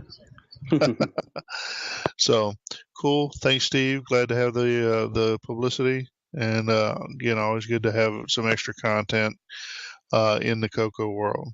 So it's good to have a super fan. Thanks, Steve. Yeah, exactly. Let's see. So we have a post from Bart Vandenacker. It's an unboxing video for the European version of the TRS-80 MC10. Unboxing videos are what they are. Kind of take a machine out of the box and plug it in. But if you like that sort of thing, if you like seeing unboxing videos, definitely check this one out on the MC10. It's I'm not sure what else to say. Something cool to watch. Yeah, that's a cool one. Not one you see a lot of. Well, it is a PAL version. I actually like unboxing videos. Yeah. All right. Well, let's see. The next one, it's a CoCo mailing list post from Stephen Pereira. It says he stumbled across a stray disk image called Colorforth, COLOR number 4th.dsk. On it was a file colorforth.bin. This appears to be a version of Figforth for the color computer. And so he's asking a lot of questions about where the original might have come from, that sort of thing. Kind of spawned a lengthy thread. But again, I know there's some people with an unhealthy interest in Forth that are part of the color computer group. So I thought I'd include this. I think ultimately they did find some original images for the documentation for the disk image on there. I think that's correct. I don't know. Your mileage may vary. Go check it out. But anyway, always some people looking to run Forth in the color computer community, and I'm happy to talk about it. All right, the next link comes from Bill Pierce, and is sort of announcing that they've added support for the CoCo FPGA project into the Nitrous 9 repository. So it says he's working with Tormod Volden, and so I guess Bill's now got commit access in the Nitrous 9 repository, and he's adding a CoCo FPGA section there. So if you're a CoCo FPGA user and a Nitrous 9 user, this is probably good news. Should help to ensure that the CoCo 3 FPGA hardware continues to be supported as a first-class citizen in Nitrous 9. So that should be cool, no? Definitely a good thing. So, okay, here's a weird one, not exactly CoCo. It's a link to an XKCD cartoon. If you're not familiar with XKCD, it's kind of a geek-oriented or techno-geek-oriented cartoon. It's a little quirky. Sometimes you need somebody to explain the joke to you. I know I've had to have that explained for me once in a while, and I'm pretty geeky. But the reason I included it is called Old Days, and it's like, what were things like in the old days? I hear you had to compile things for different processors. Yeah, and this says to compile your code, you had to mail it to IBM. Took 4 to 6 weeks. And this is before garbage collection, data would pile up until the computer got full and you had to throw it away. Anyway, it kind of continues on like that for a while. It's I guess to me it reminded me of too many discussions at some of the retro events where people like to reminisce and they like to talk and they like to tell big stories, and sometimes the combination of talking and reminiscing and big stories gets a little out of hand, and it becomes you kind of get the technical equivalent of having to push something uphill both ways in your bare feet just to add 2 plus 2 or whatever whatever the computing equivalent is. And so it's like, it's kind of a let the buyer beware, caveat emptor kind of thing. Sometimes the stuff people will come out with, you just shake your head and say, that is so wrong, but it's not even worth arguing about. And truth be told, sometimes I get that way when I'm listening to podcasts. So you may be feeling that way sometimes when I'm talking, and that's perfectly fair. But anyway, thought I'd include it just for my own humor there. But you guys ever have that kind of experience? No, never, right? Yeah. I don't know. I don't know what you're talking about. I used to have to take my punch cards through the rain on Christmas Eve. Yeah, you get them wet. Yeah, that might be true. I don't know. All right, well, so here's another link from Ed Snyder. Just finished up a batch of MC10 composite video, in parentheses, and sound RF modulator replacements. This is probably the last of these for a while as I'm out of PCBs. Lots of other projects to get to. If anyone wants to upgrade their MC10s, $25 each plus shipping. If you don't want to do the work, he'll do it for an extra $10 and return shipping. Anyway, if you have an MC10 and you're still relying on RF output, I would highly recommend this upgrade. I've got 2 MC10s that I've done the upgrade on. Not that difficult. If you're handy with a soldering iron, you're probably safe doing it. Either way, nice to have on your MC10. These are the ones that replace the RF modulator with a 1/8-inch jack that you plug in the cable that goes from that headphone style plug out to 2 RCA plugs, and one's for video and one's for audio. Again, nice to have. He also has similar boards for the CoCo 2s. I don't know if he's got those in stock yet or right now or not, but anyway, cool project. Nice to have. I was going to ask you, how do you rate it for installation versus the CoCo 2 one difficulty level? Well, I mean, it's soldering. So, I mean, I would not say the hardest part is getting the RF can out, and they're pretty liberal with some of the solder that they apply there. I don't know. I did mine a while back, so I don't quite remember how difficult it was. But I don't think I had to use, well, other than the fact that you're desoldering stuff, you have to use either some sort of suction or some kind of, like a solder wick or something. I don't recall it being particularly difficult.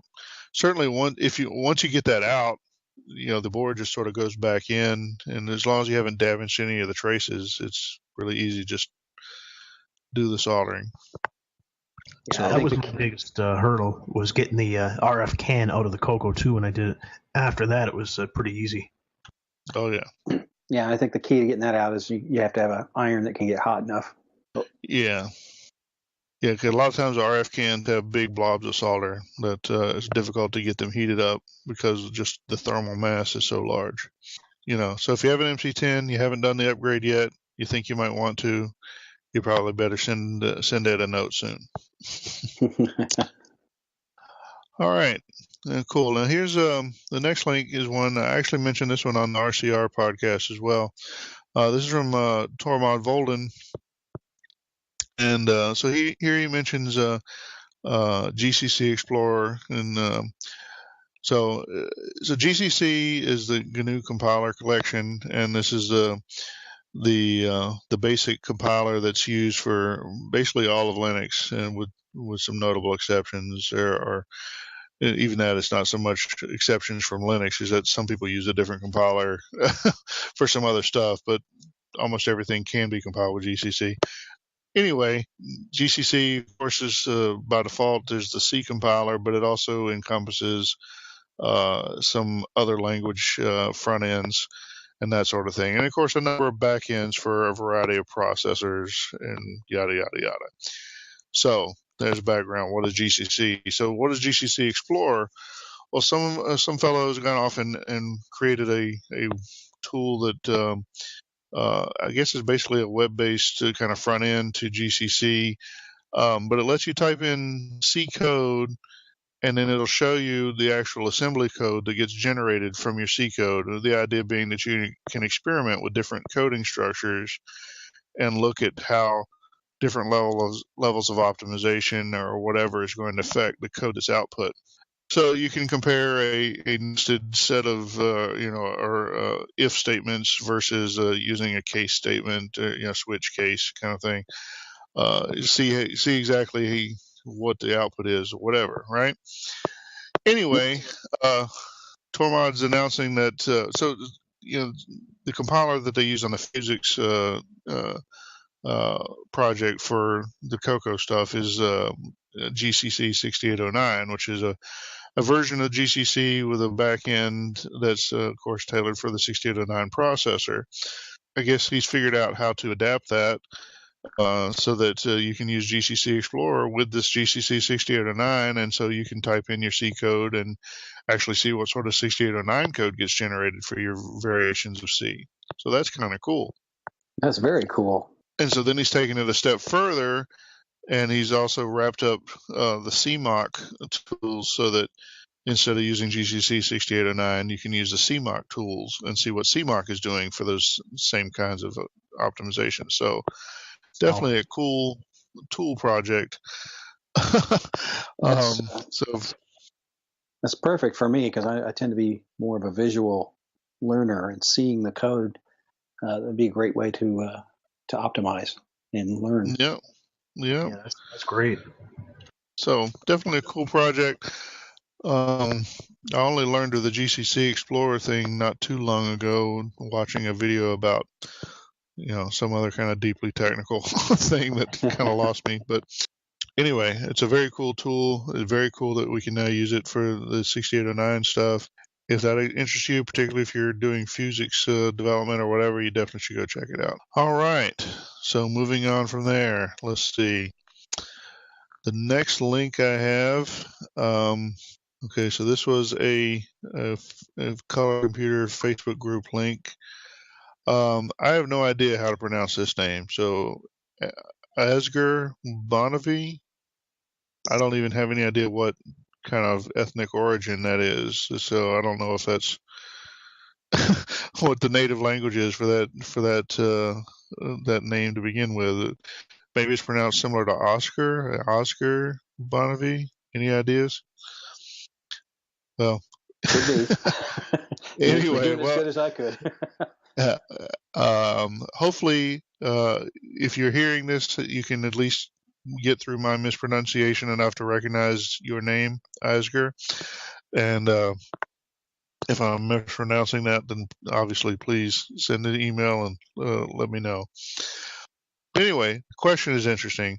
In case you find missing /undumped /unreleased CoCo software, who is the main preservationist guy on the scene? Maybe someone with counterfluxes or whatever the process is called.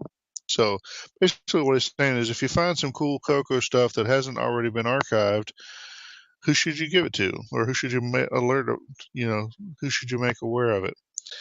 And I'm not really sure what the answer is. What do you guys think the answer is?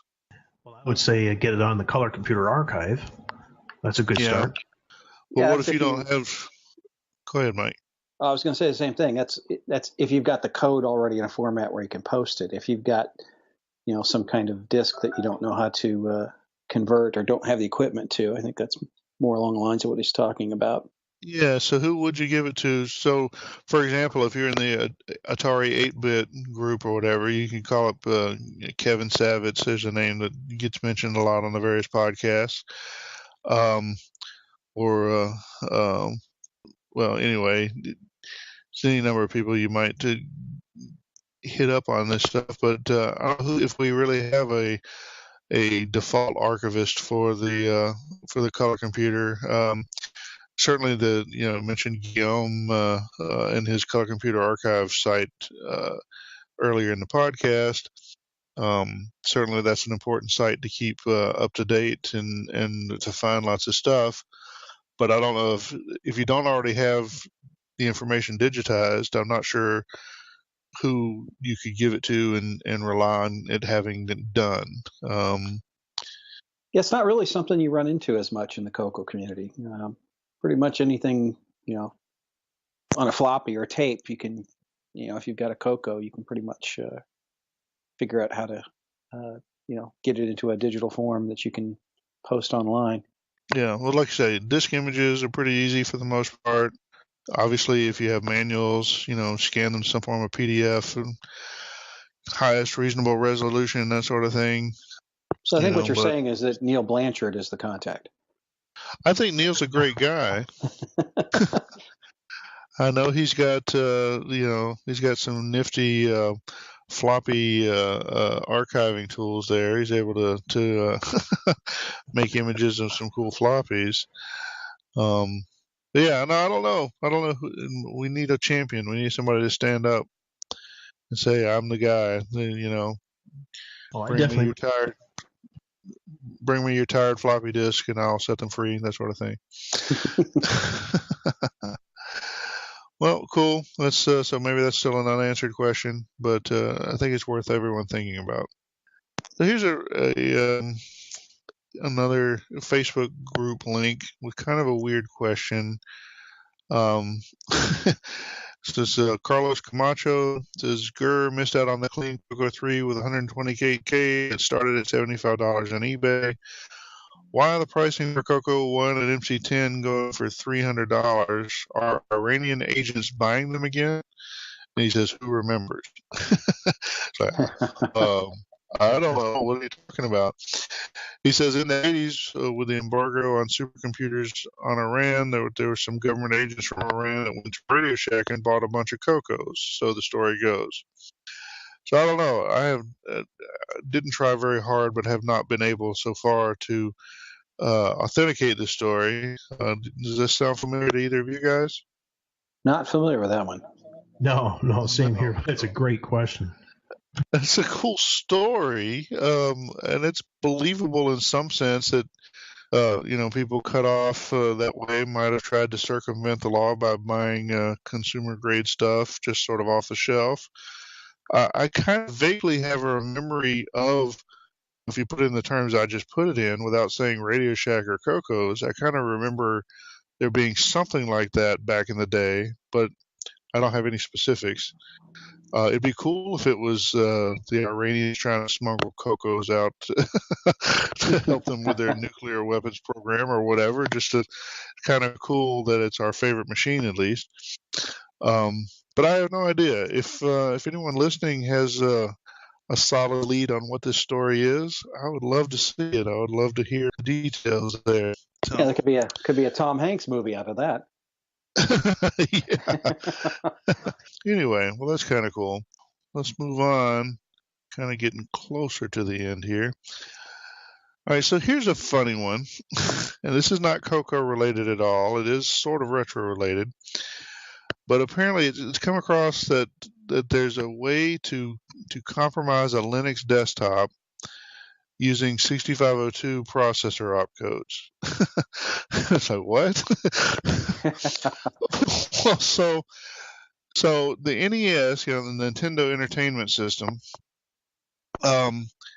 it had a sound chip in it that is popular for certain kinds of music called chip tunes. Like any of those sort of chips, part of making them make sounds was involved a certain amount of code running on the host processor of that 6502 on the NES. Well, it turns out people want to be able to play these sounds, and so the NES fans created a music format called NSF, which I don't know exactly what that stands for, but apparently the NSF files actually, along with a certain amount of data, also include a certain amount of provisions for 6502 assembly code or binary code, I guess, being carried along in them, and so you need something that actually executes that code to get the correct playback of the audio. And so I guess there's libraries that exist on the Linux system, and presumably there's I would have to believe there's similar binaries running on Windows or Mac or whatever if you can play these audio files. But anyway, that that these libraries do some of that execution, in an emulated fashion, emulating the 6502. And I guess wondering if somebody figured out an exploit where you can cause whatever emulator is executing that code, you can cause it to do a bad thing with the properly formatted set of 6502 instructions. I don't know. It's interesting to me because, of course, I'm a Linux guy and a retro guy, and but I think that's interesting to anybody that's sort of retro to to think that machines have become so dependent in some ways. Or our modern world, at least, our modern conveniences have become dependent on just emulating an old machine that sometimes that brings with it security concerns.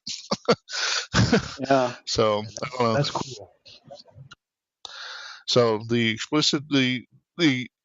actual exploit that I'm see documented is for a specific version of Ubuntu. All of the Linux distros pretty much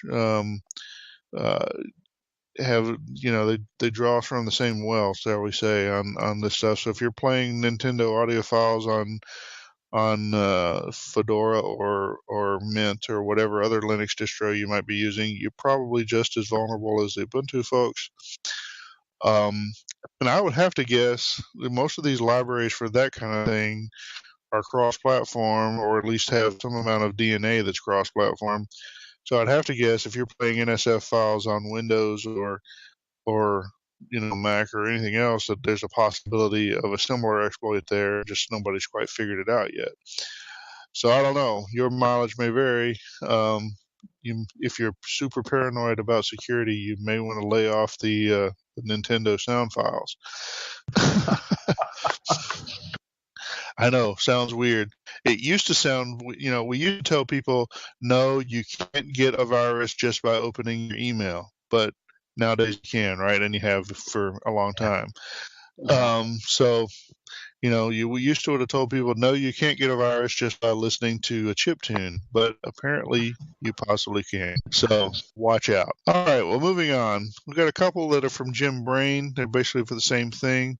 So for a while, Jim's been mentioning that he was working on a flash pack, which is a tool that, or it's a piece of hardware that you plug into your CoCo, and it contains a big chunk of flash memory that can be configured to look like a flash pack or a ROM pack. And the idea being that you can select a different chunk of flash and have each flash loaded with the contents for a different ROM pack. And I guess Barry Nelson and his daughter have worked on some code to help implement this, make this useful, basically. And so it's been a bit of a while coming. I think there was a demo of this at CoCo Fest.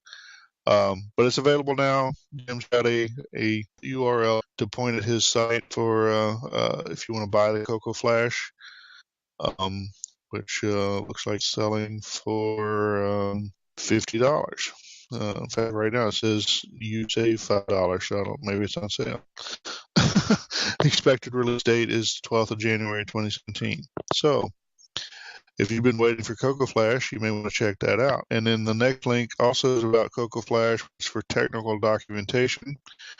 So if you want to support the CoCo Flash or make use of the CoCo Flash in your own project, and you want to figure out how to switch the banks of memory around and that sort of thing, there's a separate URL that explains how to do that.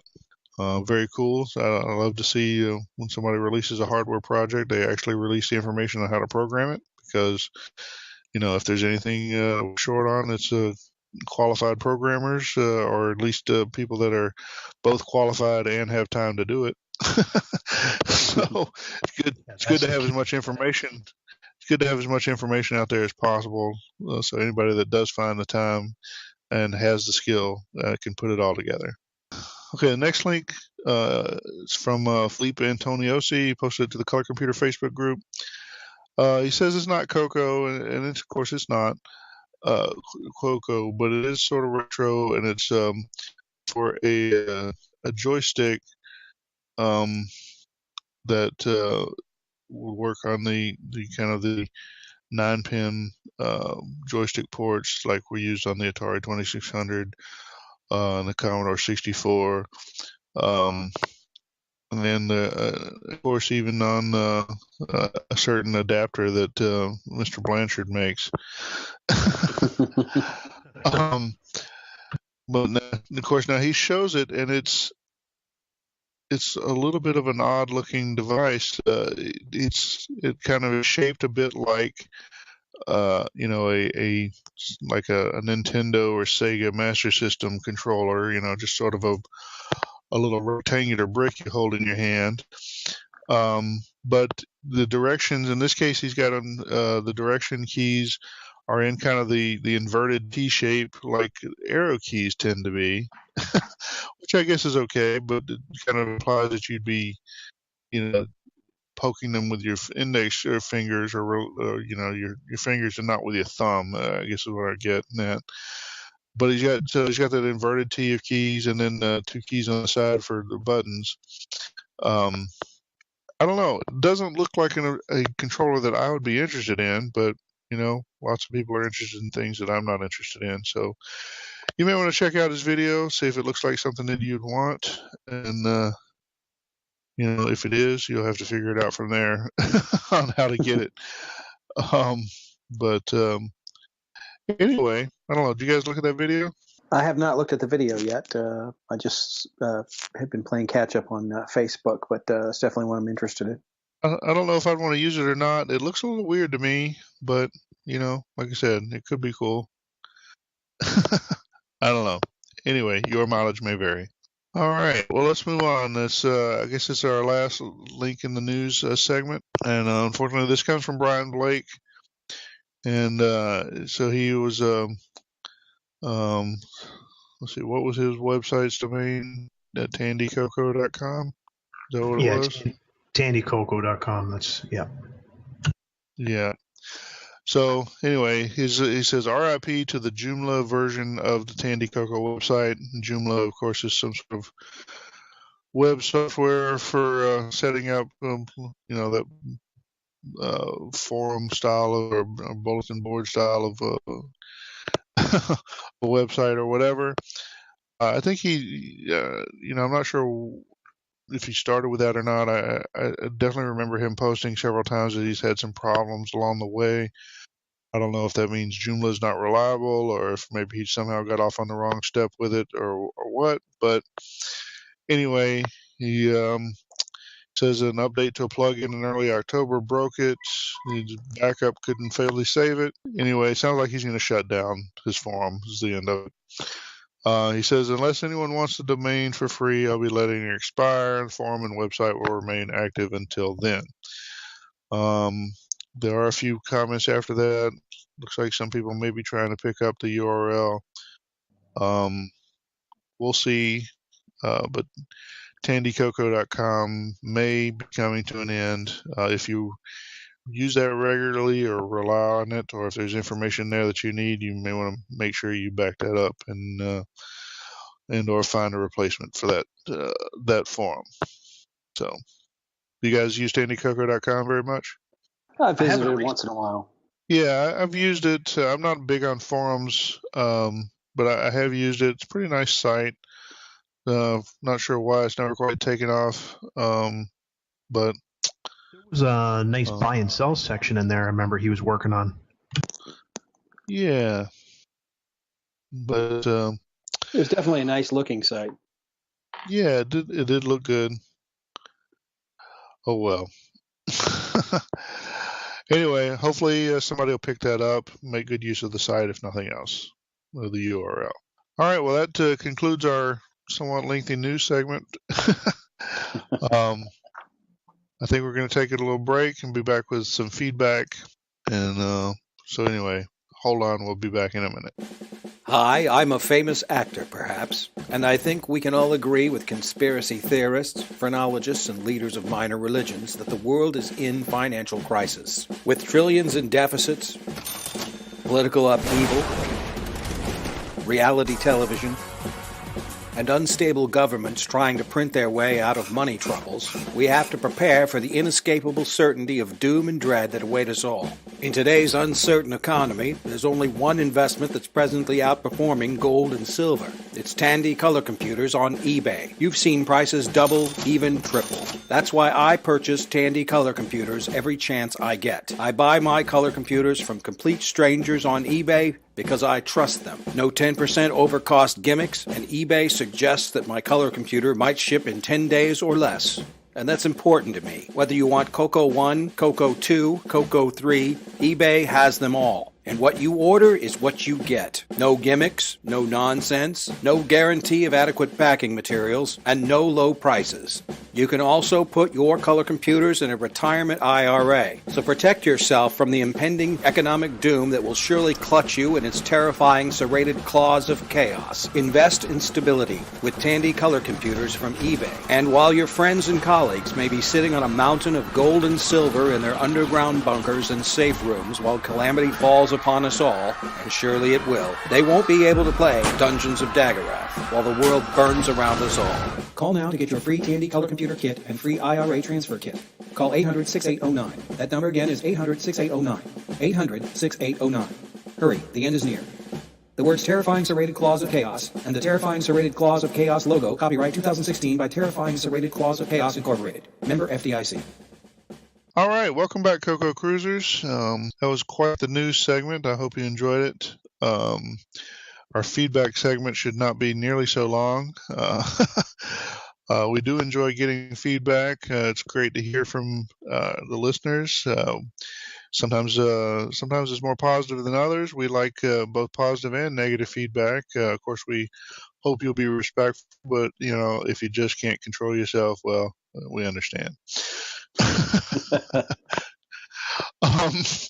Anyway, very respectful William Astle just writes in to let us know that reference to, I made a comment. Well, I guess we publicized that Brett Gordon had sent us a link to some work William Astle had done previously in an earlier episode where William had done a disassembly of the Dungeons of Daggerath game. And so here William is saying, Brett's link to my DoD disassembly in the show notes isn't quite correct. The proper link should be, I'll just put the link here in the show notes so you can read it so I don't have to spell it out. It's so interesting to listen to people say http://. Anyway, I'm sure you can find it. Continuing, the HG, that's a reference to Mercurial. The HG link there is the unmodified DoD disassembly. The HG-LW link is the extended version. Both are HG repositories. Again, HG refers to Mercurial. It's a little joke there. I guess HG being the elemental symbol for Mercury. Is that the right term, elemental symbol? Periodic table, yeah. Mm-hmm. Yeah, symbol for the element Mercury. There we go. So Mercurial is the name of a source code control system, similar in some ways to Git or CVS or whatever else you might be used to using. But anyway, so there, this public service announcement from William clarifying a little bit about his links. If you're interested in perusing the Dungeons of Daggerath disassembly work that William has done, then take heed. Okay. The next one, the next piece of feedback comes from William Carlin. This is scraped from the CoCo group on Facebook. It says episode 17 was fantastic. I'm also excited that things are moving forward with the fest in Ohio, much closer to Virginia than Illinois. Keep up the great work. Yes, much closer to North Carolina than Illinois as well, which of course is my interest there. I think everyone here on the podcast right now is involved and interested in making the Tandy Assembly event coming next October in Ohio a success. We are also in talks with some of the folks from the Trash Talk podcast, and things are going pretty well, I think. We've reviewed some of the finances, and I think everyone's satisfied so far with where things are, and we're starting to try to recruit some speakers, and I think things are looking up. You guys, what do you guys think? You excited about Tandy Assembly? Absolutely. I think it's going to be a great show, and like you say, it'll be a chance for people that are too far away from Chicago, but this will be close enough to get to. It's going to be a fun time. Yep.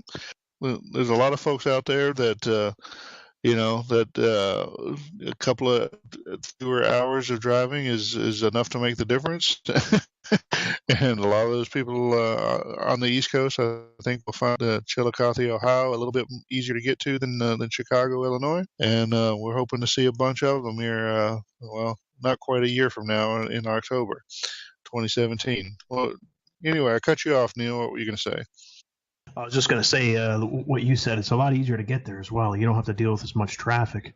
Yeah, well, I will say the traffic was not difficult. Has never been difficult for me to deal with in Southeast Ohio. Now that said, you probably better have a big soda and turn the air conditioning on full blast or whatever, just in case. Just in case you get a little bored on the road or whatever. But no, it's like I said, it's a cool place, a beautiful part of the country. And it seemed like friendly folks, and I think it's going to be a good event. And it does lack some of the glamour of the big city, I guess, but I think it makes up for that in some other ways. So anyway, well, very exciting. Like I said, just those two items of feedback this time, but I think that's cool. We're going to cut the feedback segment short now, take another little break, and we'll be back. We'll be back with the rest of our program soon. All right. You're only young once, but you can be retro forever. A single spark of imagination can ignite the flame of the extraordinary. Introducing Tandy Assembly, the first gathering completely dedicated to Radio Shack and Tandy computer enthusiasts. Extraordinary. Recapture the excitement of the early days of Radio Shack microcomputing. Relive the Tandy evolution of MS-DOS compatible systems. Meet people who continue to support and expand these retro computer systems. New products, new software, new ideas. A single spark of imagination. From Pocket Computer to Tandy 6000. From Z80 to 486. You're only young once. We're not finished rediscovering our most beloved computers. Join us at Tandy Assembly. Retro forever. Something new is coming. October 2017. Tandy Assembly. All right, welcome back. This is now time for us to have our host discussion. This is where we occasionally throw an elbow or try to stir up a little controversy. Or I don't think we're going to do anything too controversial this time, but we're going to try to talk about something that's contemporary.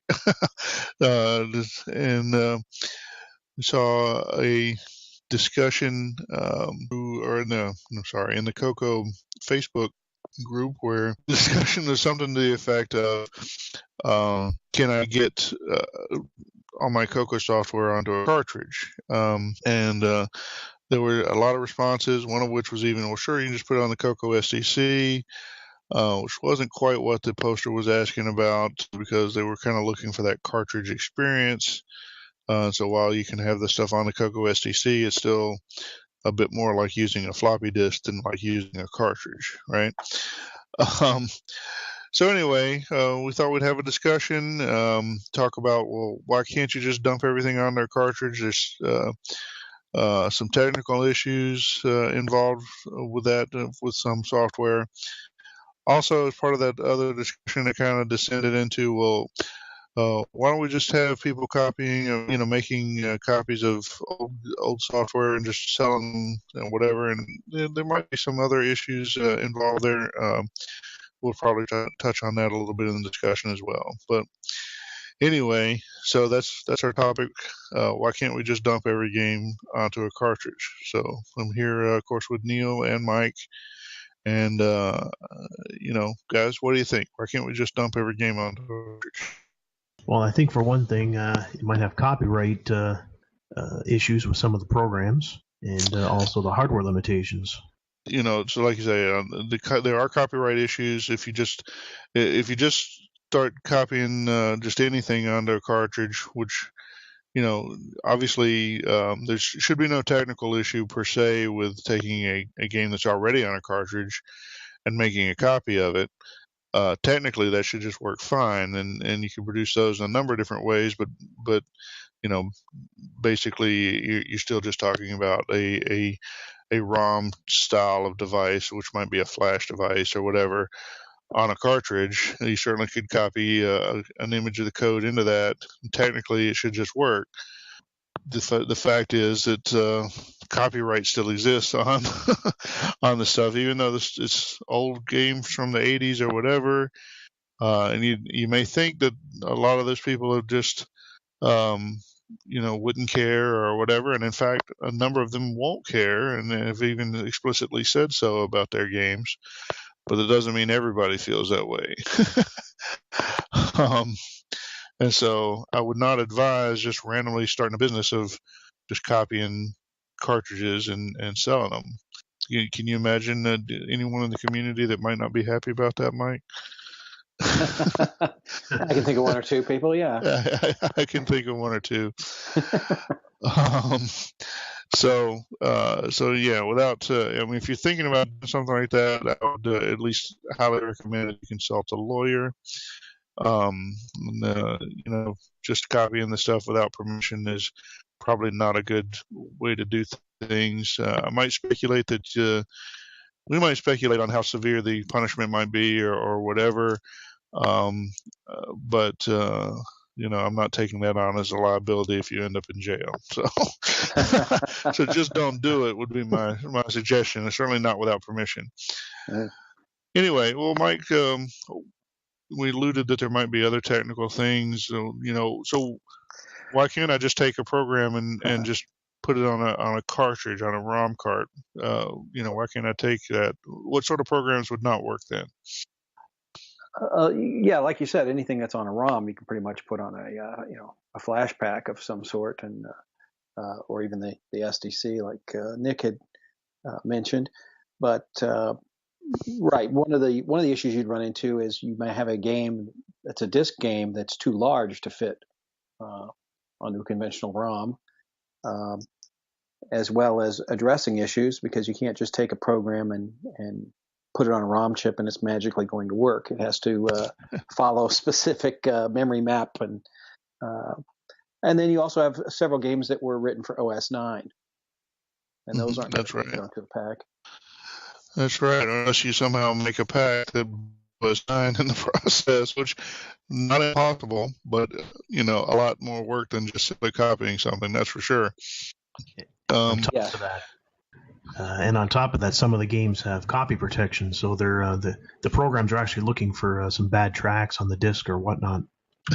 Well, that's true. And that's if you have a game that's actually trying to access the disk controller, for example, those might already have trouble depending on how you're loading them. if you're loading them on a CoCo SDC, it ought to work. But if you try to just dump that to a ROM image, of course, that's likely not to work, shall we? You mentioned that the addressing, programs run from a place in memory. Many programs, most programs probably, they actually jump to specific numbers, which means that the code's got to be loaded into a certain address. They got to start at a certain address and occupy a certain space in memory for the code to work. And so if you take code that was designed to be loaded from disk into RAM, and then suddenly you put it into ROM, the ROM can be loaded at a different address. The code's just not going to work. Now, there are ways of writing code that is position independent. If that's is the code you're working with is like that, well, then that's one less problem you'll have. If you know what's going on, you'll be able to write what's called a loader program that basically would take the code, in this case, take code out of ROM and move it to the RAM where it's expected to be and run from there. That's something that could work. But quite often you have to write a custom new loader program for every program you're trying to load. So it definitely complicates the notion of, just throw something on the ROM. Yeah, that's a good example. There are programs that were written for the 16K CoCo, that weren't written for the disk controller to be in, and they occupied the same space. That's one of those examples where you have to write a loader to get around that.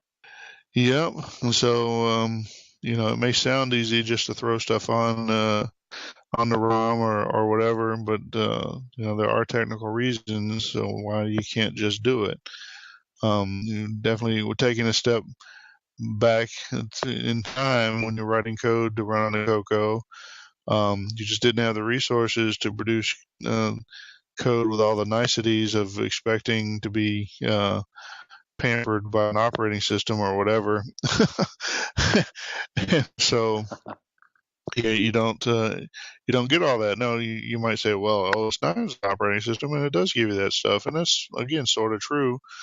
But just throwing something in the ROM, you have to throw all of OS9 in there with it if you want to just be able to copy something onto the ROM disk or onto a ROM chip and run it from there. So that's that. I mean, again, you're talking about disk-based stuff, even cassette-based stuff is sort of the same thing. Cassette stuff is designed to load off of cassette to a certain piece of RAM or a certain location in RAM, and it's a different piece of RAM depending on every program. So you basically need custom loaders for everything. So I don't know if we beat this one to death, or is there more to discuss? Is there more to the moral angle of why you shouldn't just throw stuff on the, even if you could make it all work, why you shouldn't just throw everything under a ROM image? I think the only thing that comes into play is if you're planning to sell it, really. Selling, like I say, if you willful copyright, that's something I do know in general about copyright infringement is willfully doing it is generally speaking worse than accidentally doing it, or I'm not really sure how you'd even accidentally do it, but if you know something is copyrighted, what you ought to know, because copyright lasts, thanks to the mouse, copyright lasts basically forever. And so you ought to know any of the software that you're dealing with is copyrighted. Now, I'm very sympathetic to the notion of, well, we want to archive this stuff. I certainly want it archived, and I certainly believe most people don't care. But if you don't know that for sure, I would not take the risk of packaging up something and selling it. It's just not worth it. That's probably all I've got. You guys got anything else? No, I think we've beaten this one, as you said. Yeah, I think that's a wrap. All right. Okay. Well, then, thanks for listening. I hope you enjoy the rest of the program, and we'll get on with it now. CoCo hints and kinks. When should you use the comment lines? There can't be enough comment lines or comments after the operands. There is a special hell for programmers who don't comment. They are doomed to figure out the extended color basic program by looking at machine code values with faulty peaks. Naughty, naughty. Happy programming. Clap your hands, everybody, and everybody clap your hands, 'cause we're Lambda, Lambda, Lambda, and Omega Mu. Oh, excuse me, just having a little fun there. Welcome back to our tech segment. This is another fun and exciting educational experience provided to you by me, John Linville, your host. So welcome all CoCo Cruisers, and I hope you're going to enjoy this. I thought today we would talk a bit about some of the technical, what are they really doing, aspects behind a few basic, extended color basic commands related to graphics. So in particular, I'm going to talk a bit about the P-Clear, P-Mode, screen, and color. And in particular, I'm not, for the most part, going to talk about, or at least not much about, PCLS, PSet, Preset, P-Point, Line, Circle Draw, or Paint, which I think covers the suite of extended color basic graphics commands. Anyway, just wanted to set that aside. Some of those are, some of those commands touch hardware or influence hardware, and the other commands mostly just operate on memory buffers, and that's sort of the distinction we're making here. So anyway, you probably, if you have used a color computer at some point, you probably at least worked through the graphics examples in the manuals, and you're probably familiar with kind of a boilerplate style of program where you have like maybe you start with P-Clear and then you have a P-Mode command. You probably throw a PCLS in there, but and then you have a screen command. You ever wonder what these commands really do, sort of on an individual basis? How are they useful? Why do you need two of them or three of commands? Why do you need the different commands? Why can't you just specify the video mode and go? That sort of thing. Anyway, you don't really need a lot of in-depth description here. If you just want to write basic programs that display some graphics, the manuals are actually pretty well written, and they don't go too in-depth on what the commands really do, but they do provide a lot of examples, and you should be able to figure things out. So anyway, using the commands in a useful fashion is not really what this talk is about either. But we do want to talk a bit about, what do the commands really do sort of under the covers. So why don't we just sort of take them kind of in a sort of a general order. Normally what you'll see early on is a P-Clear command. So if you're familiar with BASIC, certainly I think I spoke a little bit about the clear command when I was talking about some of the assembly language stuff earlier. Did I talk about that? Well, I'm not sure. If I didn't, it's definitely an oversight. But so whereas the clear command in BASIC basically sets a upper limit on how much of memory the BASIC interpreter is allowed to use for storing basic programs. P-Clear is similar in some respects. It's kind of setting a limit on what memory is available for, at least for storing basic programs. But in this case, it's actually affecting the memory map earlier on in the available memory. So So normally there's a reservation of a page of memory for tag. Well, it's 512 bytes, I guess, of memory for a text screen, and then right after that, then BASIC, or at least Extended Color BASIC, will reserve a few pages. I think it's normally, I'd have to look it up, it's either 4 or 6, probably 4, because that would amount to 6K, Normally reserves 4 pages, I think, for graphics, which is enough to get you up to the largest graphics mode for a single page. And like I say, I think that's standard. You may be able to reserve less than that with the pclear command. I'm not sure. I'd have to experiment. But you also can use pclear to reserve more than that. So if you want to use multiple graphics pages for some reason, the most common reason would be for doing like an animation style, a page flipping kind of animation. You can use pclear there for reserving those bits of RAM, because the RAM needs to be in a continuous bank in order to be useful by the graphics hardware. And so you need to have the pages all kind of together so that you can kind of move through them.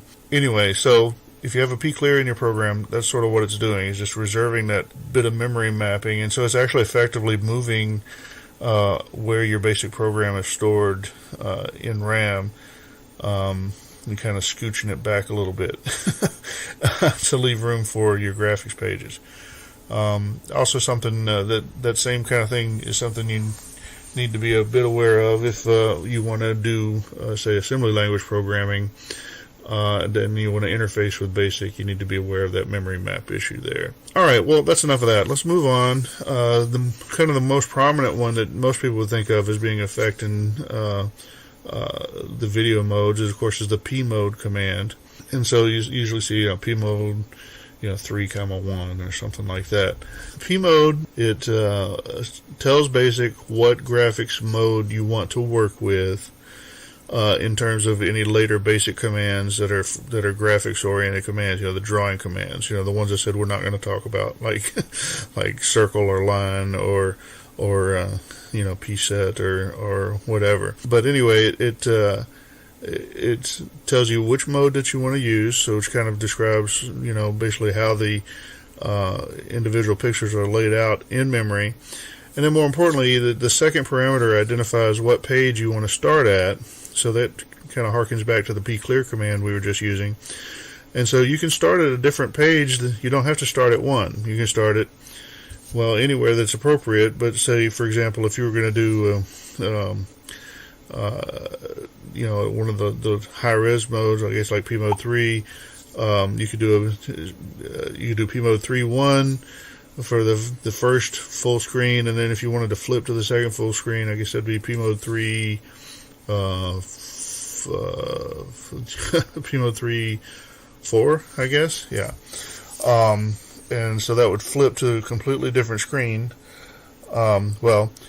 In terms of the memory access, actually, though, the P mode command doesn't actually touch the graphics hardware.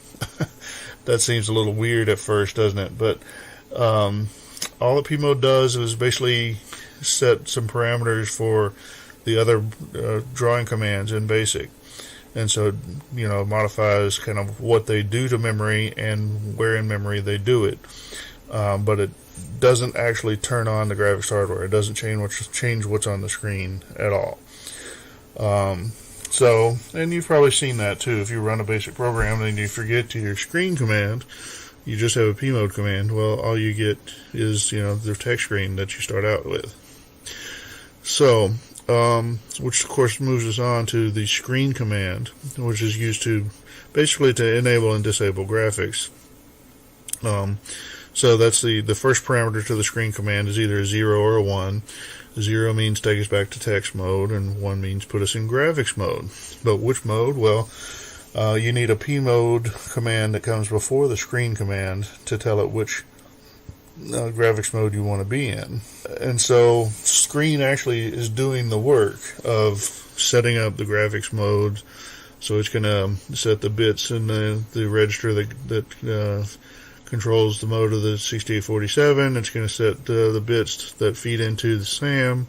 Then it's got the second parameter to the screen command is either 0 or 1. That it feeds directly to the CSS bit on the 6847. That's the color select switch. Anyway, color the color selection on the 6847. So that color set select. There we go. And so that second parameter to the screen command is what gives you the difference between green, yellow, blue, red, or buff, cyan, magenta, orange. Or in the 2-color modes, it gives you the difference between black and green or black and white. And so that literally does. It tickles the hardware. That one parameter goes straight to that one bit. The other parameter uses whatever the last P mode command was. But that's where the hardware actually gets turned on. There is that screen command. Anyway, that's that. One more command I want to discuss. There's a color command. And the color command basically lets you specify a foreground color and a background color to use with any of the drawing commands that have default color things, including like the preset, pset, or any of the other commands where you can specify a color, but you're allowed to leave it out. It'll just use the defaults. This whole foreground background color is really just a software construct. It doesn't really have any meaning. You're just specifying those color values to be tucked away somewhere for BASIC to use. If it decides it needs to look up the foreground color, it'll look it up. The other thing is, the actual colors that get displayed are subject to the limitations of the 6847, the VDG chip. And so you only get, even though you have a total of 9 colors, including black, that can be displayed, which ones are available at any given time are based on, graphics mode and the value of the color set select pin.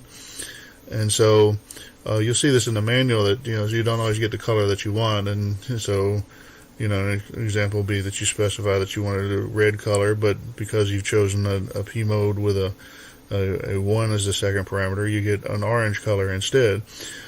And this is a direct effect of the fact that the colors that you specify really are just specifying bit patterns that get written out in the memory. And so those bit patterns get fed to the hardware chip, and the hardware, this VDG chip, interprets those bit patterns according to its other current settings.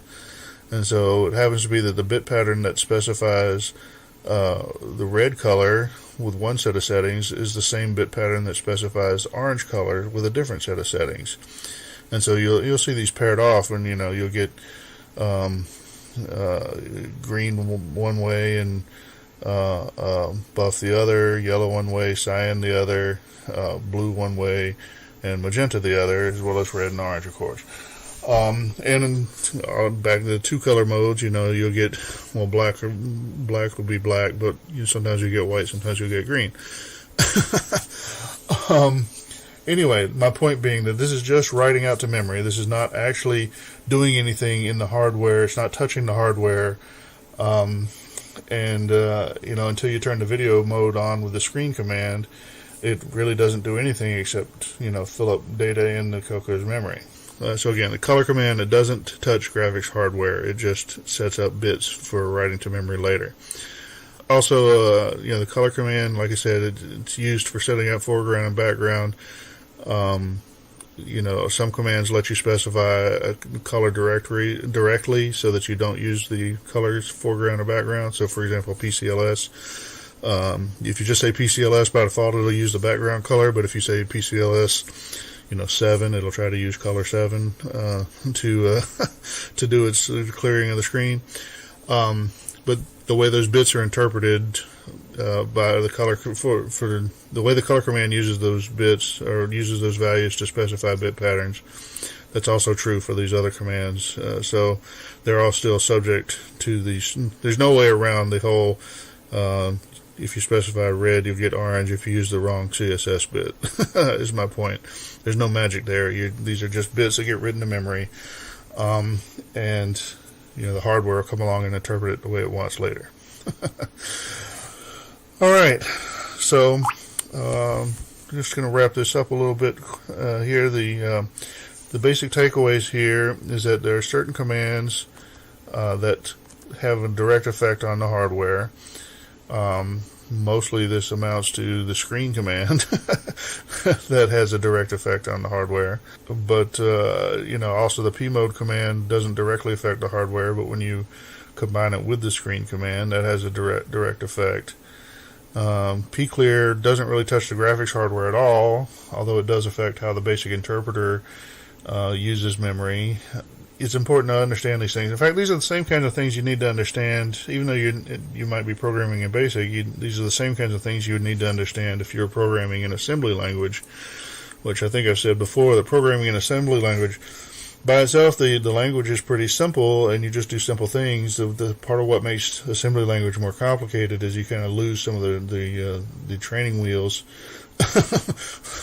that would normally take care of things like setting up graphics hardware for you or setting up memory maps for you.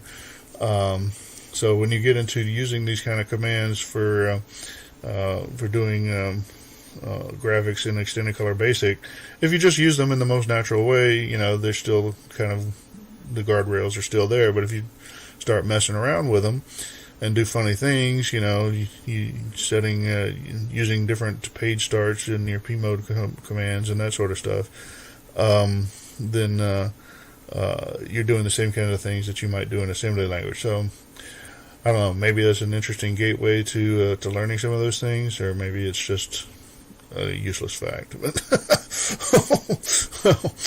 whatever. Anyway, because some commands are just touching memory, while other commands are actually relevant to the hardware settings, I'd like to point out that then you can use that fact, that you can then prepare the screen buffers for use differently than how, or you can prepare them in a way that's different than how they're actually used.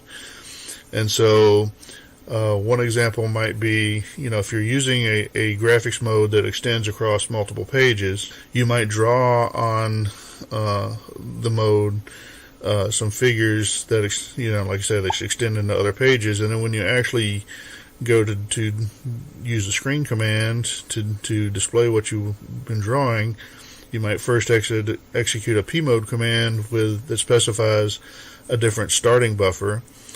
And so then you'll end up with parts of your drawing are then offset. Now, is that useful? Well, it depends on what you're doing, but it could be useful. If nothing else, you might get some, weird graphics effects there. But, the point being that some commands are just writing to memory, other commands are just turning on the hardware and telling them to display at a certain place. Normally, you'd kind of write to memory in a given place and then display the place where you wrote to memory, but sometimes you might want to write in one place and display it offset or differently, depending on what your purpose is. So it's up to you. That's making that useful is mostly an exercise for the reader, but I will give you one more little example, or one more tease. So if you use pmode 3, that's a 4-color mode. You can set up your buffers with using 4-color drawings, including using the color command if you want for specifying foreground and background or whatever. But then once you've done your drawings, using your colors with 0 through 3 or really 1 through 4 based on what the color command does, you can then go back and specify a pmode 4 with the color set of 1. That's the black and white mode, but is the high res mode that ultimately is also the NTSC artifact mode. And so you've done your drawings with the 4-color style of drawing, which means you put on bit patterns where the colors are specified as either 00, 01, 10, or 11. And in pmode 3, that would give you, some bright primary colors, green, yellow, blue, and red. But in pmode 4, pmode 4.1 at least, those will give you black, blue, orange, and white, or reddish orange, or whatever. Or maybe it's black, orange, blue, and white. It kind of depends. Depends on the reset. But one way or the other, you drew in one set of colors, and now you display it, and it comes up in a completely, it's not even, the mode you're setting is ostensibly a black and white mode, but now it displays in colors. And even though the Extended Color Basic graphics commands know nothing about the NTSC artifact mode, You can use all of the commands that you want, circle and line and draw and whatever. You can use them all and to produce the artifact color screens. And of course, if you're in Europe or using a PAL color computer, that's not true. But if you're using an NTSC color computer, it certainly is true. So there's a little trick for you if you're a basic programmer, want to experiment with using artifact colors and still want to keep your basic commands. There's a way to do it. Anyway, I hope you found this interesting.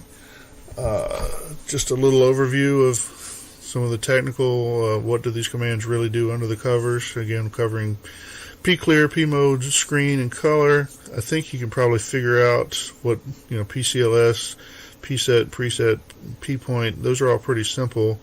Line, circle, draw, and paint are obviously a little more complicated in terms of algorithms, but they're all of those commands are fundamentally just working on a block of memory. The block of memory you're using is specified based on P-Clear and your earlier P-Mode and all those commands, and what exactly the bits that are getting written out there are specified somewhat by your color command, depending on exactly what you're doing. That's probably enough for now. I hope you've enjoyed this. I hope, anyway, I hope you've enjoyed it. Thanks for listening. CoCo forever. I felt alone and isolated. Sure, email and social media are great, but I wanted something more. Something in real time with real people. I was in a rut with the same old routine. Then my doctor told me about CoCo Fest. CoCo Fest, held in Lombard, Illinois, is proven to help people break their routine and increase the enjoyment of their computer hobby. It was important to me that CoCo Fest didn't involve harsh chemicals. The fact that it reduced my feelings of isolation helped get me that confidence to participate in the CoCo community. Some people had changes in behavior, thinking, mood, innovative and beneficial thoughts or actions during or after CoCo Fest. If you notice any of these, contact others right away. Tell others about any history of mental health improvement, which will likely accelerate while attending CoCo Fest. Use caution when operating vintage computing machinery. Common side effects include trouble sleeping, feelings of anticipation, joystick thumb, and increased levels of vintage computing activity. I'm very proud. I love myself as a CoCo Fest attendee. Ask your doctor if CoCo Fest is right for you. All right, well, welcome back, CoCo Cruisers. We've got a special treat this time. We have an interview. We're going to be talking with Simon Jonassen. Most of you should probably be familiar with Simon, especially if you're on Facebook. He's made some appearances on the mailing list as well. Simon is kind of single-handedly trying to build, I would say revive, but I'm not sure there ever was one. So he's trying to build a kind of a demo scene around the CoCo, doing kind of the Commodore 64 style of demos from back in the day with cool graphics and nifty, crazy tricks and that sort of thing. Of course, we're joined by, of course, Simon. Hello, Simon. Hello, Joe. Hi, guys. And also by Neil. Hello, Neil. Hello. And Mike is here as well. Hello, Mike. Hello.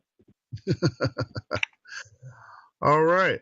Well, so maybe just start things off talking a little about the recent Retro Challenge event. Of course, I'd taken sort of a leadership role with the managing the Retro Challenge and kind of nudged Simon a bit to get him involved, which I'd already done a little bit in the past, but finally managed to push him over the edge. Yeah, over the edge. I was always over the edge, mate. That's probably true. So, Simon, you want to tell us what project you've been working on? Yeah, for the Retro Challenge, that was like the full voice CoCo player for the 2 and the 3. Yep. Where you can actually have like 50% CPU free, which is totally unheard of. So, but then again, well, that's the way it goes. We'll get to that when it comes. Well, cool. Well, so, tell us more. So you set up a tracker style audio player. Are you actually using Amiga style mod files as input for that? Well, no, actually, it is I use OpenMPT, which is actually like a mod file tracker for the PC or for a Linux platform. But the modules themselves are not mod files; they're actually XM files. Okay. And XM is yes, it's a bit of a different format. And there are no samples. Well, that's a lie actually, because I have one single sample, and that's only so you can hear what you're composing. And the one single sample is a sawtooth wave, because the player itself is inherently sawtooth wave. So you compose a track on OpenMPT or anything that can make an XM module, and just using one single instrument over 7 octaves. And then I have a Perl conversion routine made by a good friend of mine from the ZX Spectrum scene, Utz, who actually made this conversion routine for the XM to convert to normal data for the CoCo. So I just, my challenge was just to take it a step further and, okay, can we actually compose on the CoCo itself and save files and load files, and so that people who don't have Windows or don't have OpenMPT or don't know anything about XM or the format can actually compose a track and save it as either as a track to play back in the tracker or as a standalone track to play in a game or whatever. Oh, cool. Very good. So people could produce music that they could then use in another project. Yeah, that's my intention. Awesome. Yeah, so the XM file format, if I'm not mistaken, that kind of is related to the AY3 8190 or 9192 chips. It's sort of basically like a set of register dumps for those synthesis chips. Is that correct? No, it's quite a bit different. Quite a bit different because I'm not really up on the XM format because Utz has done a lot of my 1-bit friend from the ZX Spectrum has done a lot of stuff for the XM format. It's basically just a set of patterns where you have like 4 patterns with different note pointers, and you have a set of words for like sequencing the patterns, where a YM 8192, like the SSC or like what Ed's working on now, is basically just a register dump. Oh, okay. Yeah, sorry. YM versus XM. I guess maybe I got a little confused there. But having said that, I'm actually kind of working on with Ed this kind of format for his cartridge.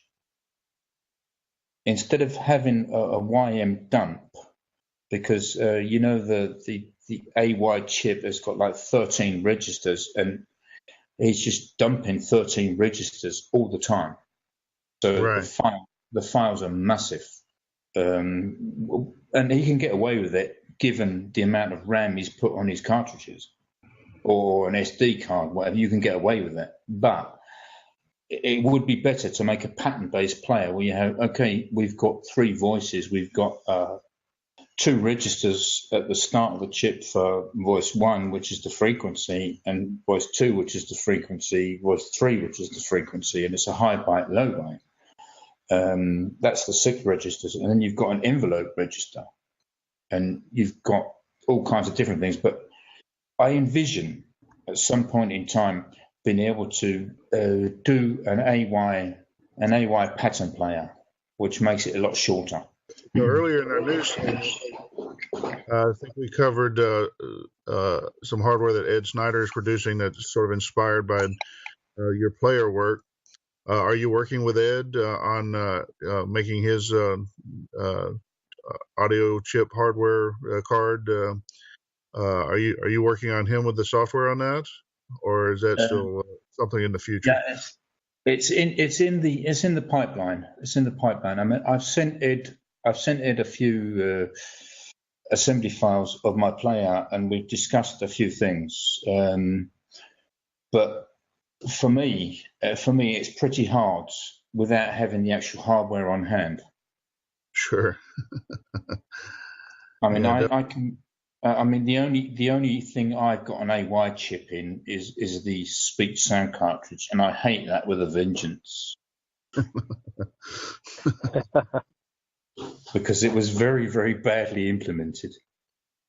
Yeah. So what's the coolest thing about your player then? What do you really like about it?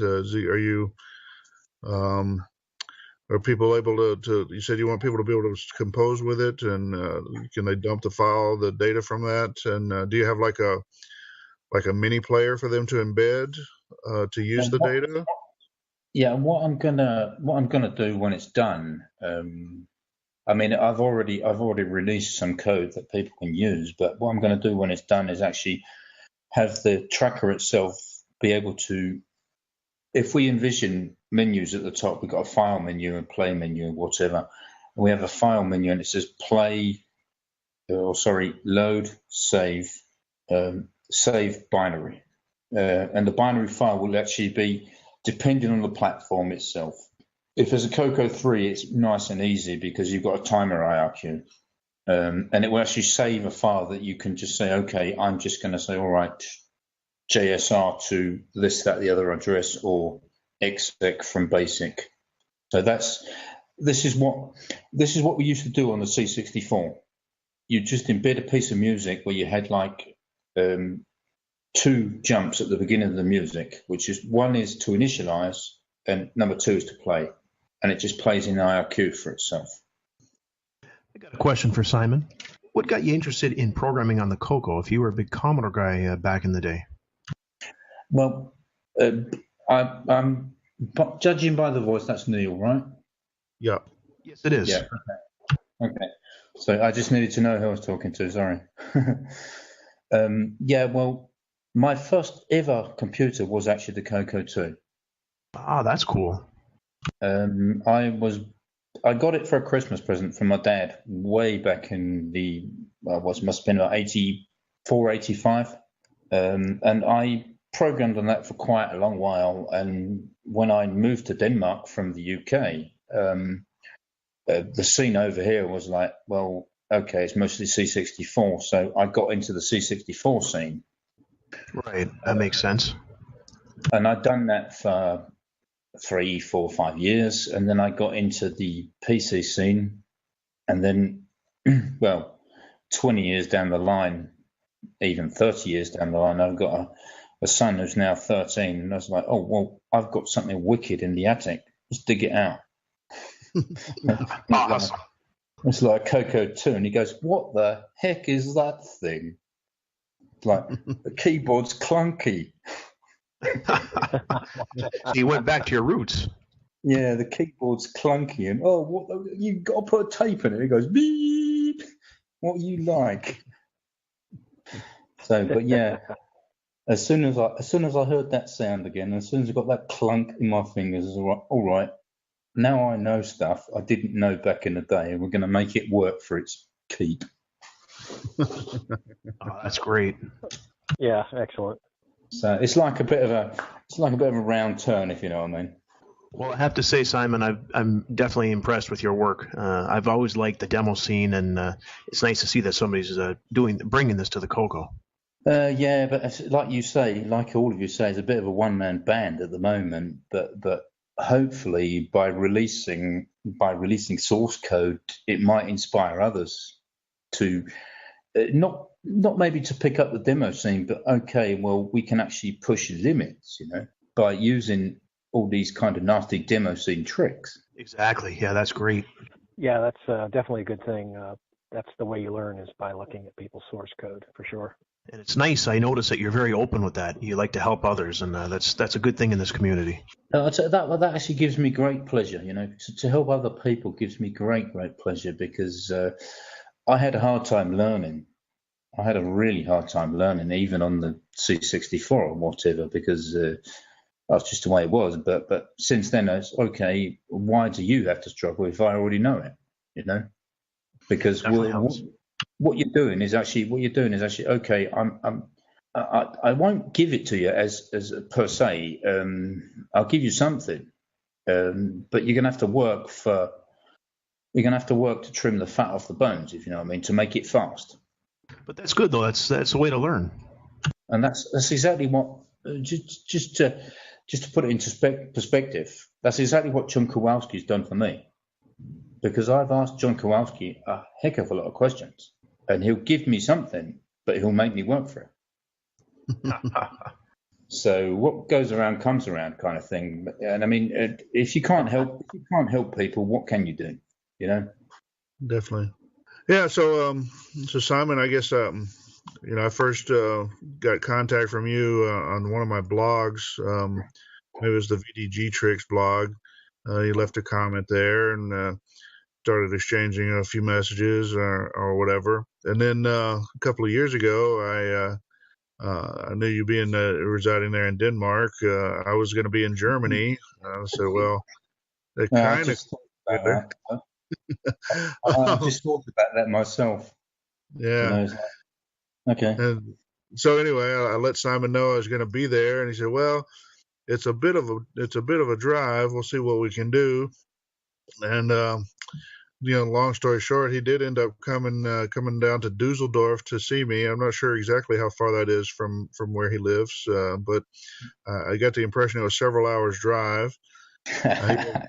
He actually rounded up his wife and son and brought them along with him. I hope they had at least a little bit of a holiday out of that. Let's call it a long weekend, John. Let's call it a long weekend.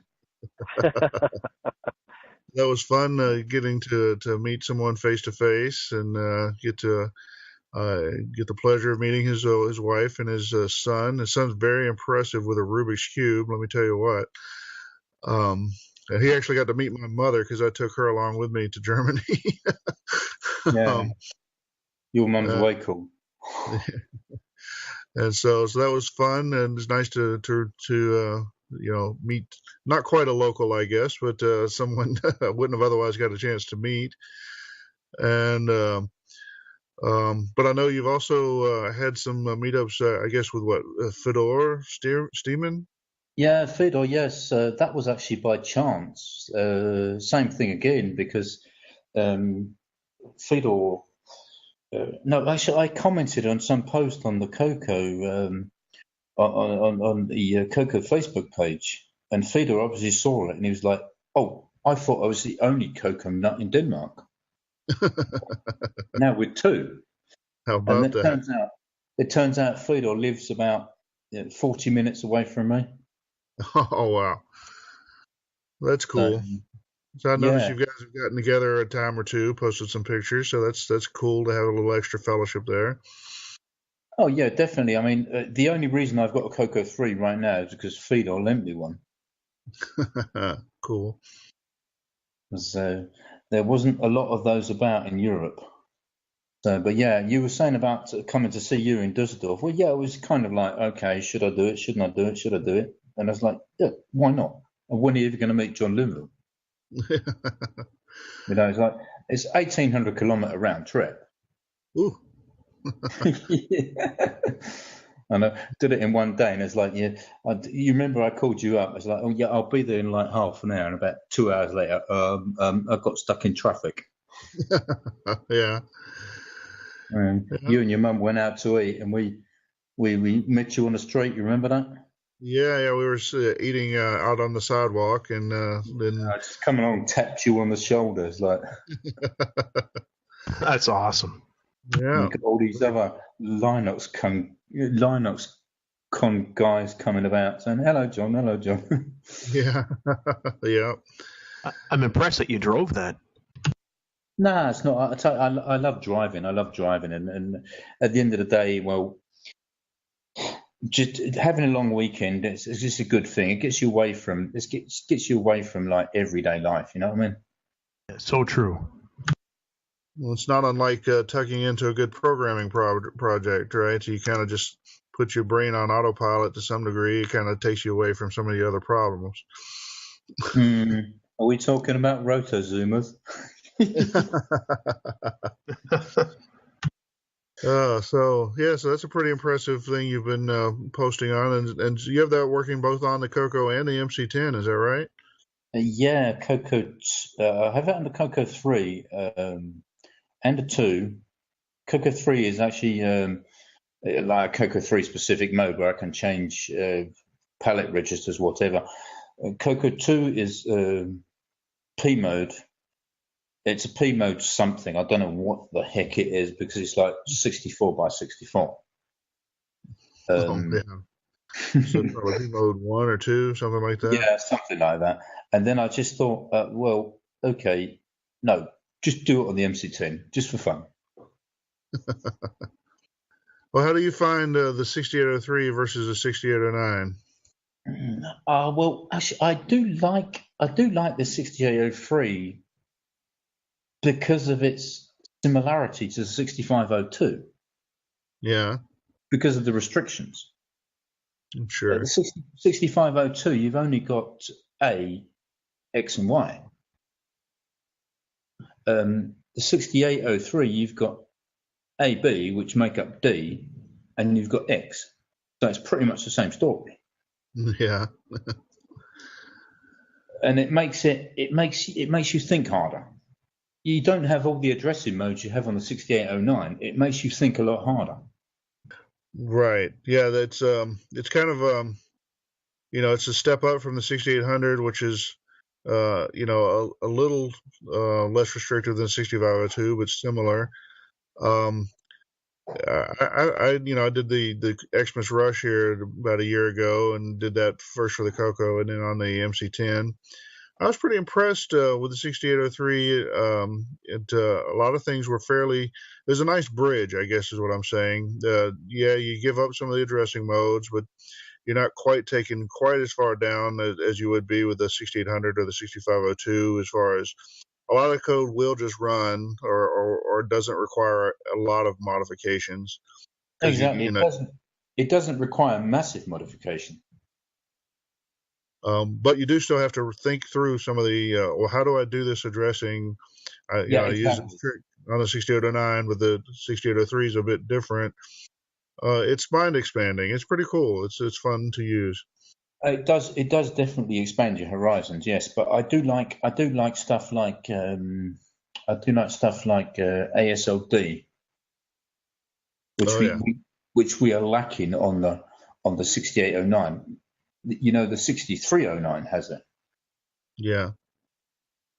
There's a lot of cool instructions, but it is very, very similar to the 6502 for me.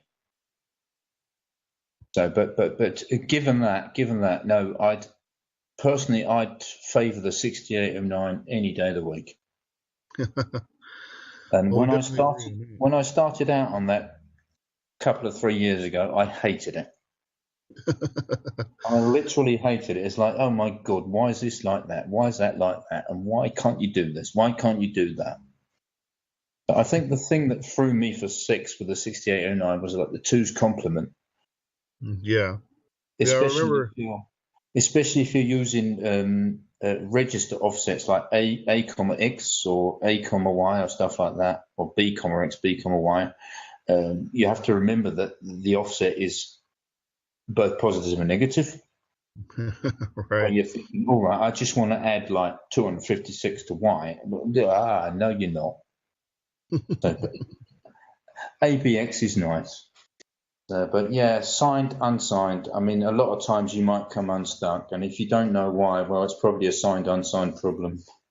Yeah, there are subtleties. You can't just quite just pull the code over. Although a lot of times the instructions use the same mnemonics. You actually can kind of pull them over and it'll assemble. It just doesn't necessarily do exactly the same thing. Exactly. Yeah. I've definitely been caught out by that more than once. Cool. So, but what I tend to do if I'm going to port from the CoCo to the MC10, what I tend to do is take the CoCo code and actually just make it X register specific. Sure. X and D, because then all I have to do is like, instead of LDA, it's like LDAA or LDAB, which in itself is a bit quirky. And instead of LEAX, 1, X is like INX. So if you get it working on a CoCo with X and D, well, it pretty much programs itself on the 6803. Well, so what other projects do you have in mind? Do you plan them out in advance, or do you just kind of go with whatever hits you at the moment? I'll tell you what my biggest project is, and this is ongoing. It's been ongoing for 2 or 3 years. Is actually making a single file mega demo. Yeah. Including all these different things, like rotations and tunnels and palette tricks and you name it. Just like a single file C64 mega demo. But I tend to get, I'm concentrating on the music for the demo, and then I tend to get, this is interesting. Let's make something out of this. And then all of a sudden, no, it's a bit tedious. So let's go back to something else. So the demo progresses and the music progresses, and all of a sudden something gets released. I don't know if any of you guys are the same as me, or maybe I'm just wacky. Who knows? Well, that'll just mean the demo's that much better. Oh, thank you. No, I'm looking forward to that mega demo. So am I. So am I. But yeah. There's a lot of stuff you haven't seen, But yeah, it will. And I fully intend, when it's done, to release the full source code. Oh, very nice. Be great to run that at CoCo Fest. Running stuff at CoCo Fest. John knows about that. I know we need to get Simon out to CoCo Fest. We might have to get a bounty hunter to tag him and drag him. Yeah, Mr. T. I ain't getting on no plane. You remember that? Oh, yeah. I ain't getting on a plane, fool. Have to be sedated, yeah. Yeah. Give me half a bottle of scotch and I'll be all right.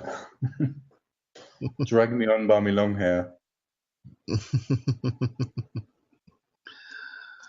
It's funny. A few years ago, I was the same way.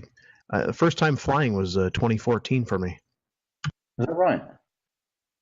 That's actually quite funny. That's actually quite funny because when I was a kid, I must have been 7, 8 years old. We flew to meet my dad. My dad was a merchant seaman, and he was in Greece, and we had to fly to Greece, and that was no problem. But I was only 7 or 8 years old. Right. He was on his ship for actually 3 months. We went all around the world on this ship. It was really cool. Oh, wow. But later on in life, I've never flown since then. Well, yes, that's a lie, because I actually, and this will probably crack you up, because when I was about 30 years old, a local place out here, they've got sailplanes, gliders. Mm-hmm. Yeah. And they've got two-person sailplanes, and you can actually go up in one of these with the pilot either in front of you or behind you, depending on who weighs the most.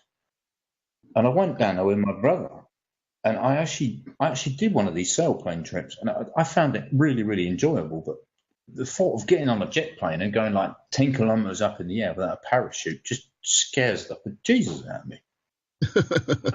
Yeah. It's like if I get on a boat, I've got a life jacket. I've got a chance of surviving, right? If you give me a parachute when I get on a plane, I'll be all right, because I've got a chance of surviving. Just give me a parachute. Yeah. I'll have to sleep one of them on, won't I? They stuff those under the seat cushion. You didn't know that? Yeah, I'll stick it under my jacket. So, but yeah, no, I would really like to come to that actually, because I think that'd be pretty cool.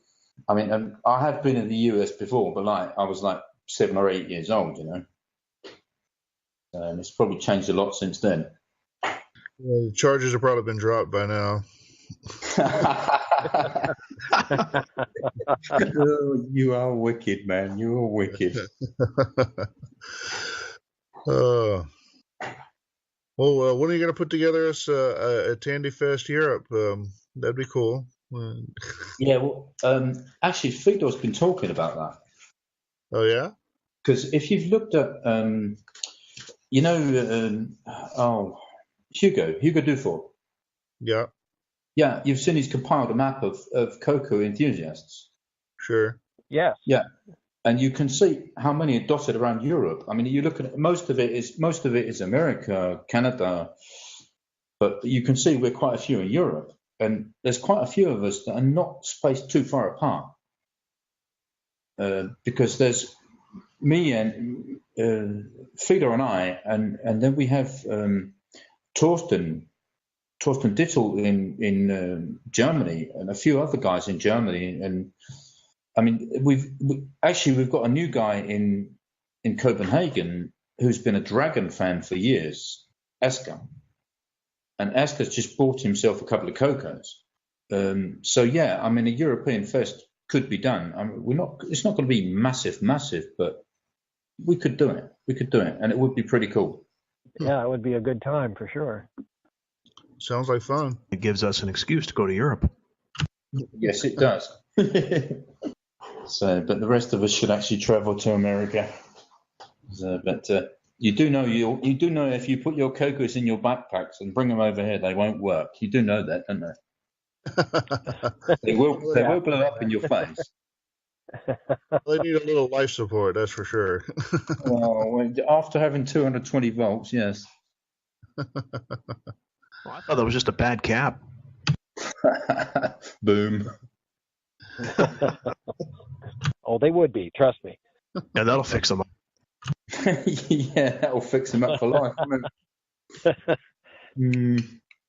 So, but yeah, no. I was actually very grateful because John said to me, earlier John said, well, you just came to Dusseldorf. Well, I didn't do that without a reason, did I, John?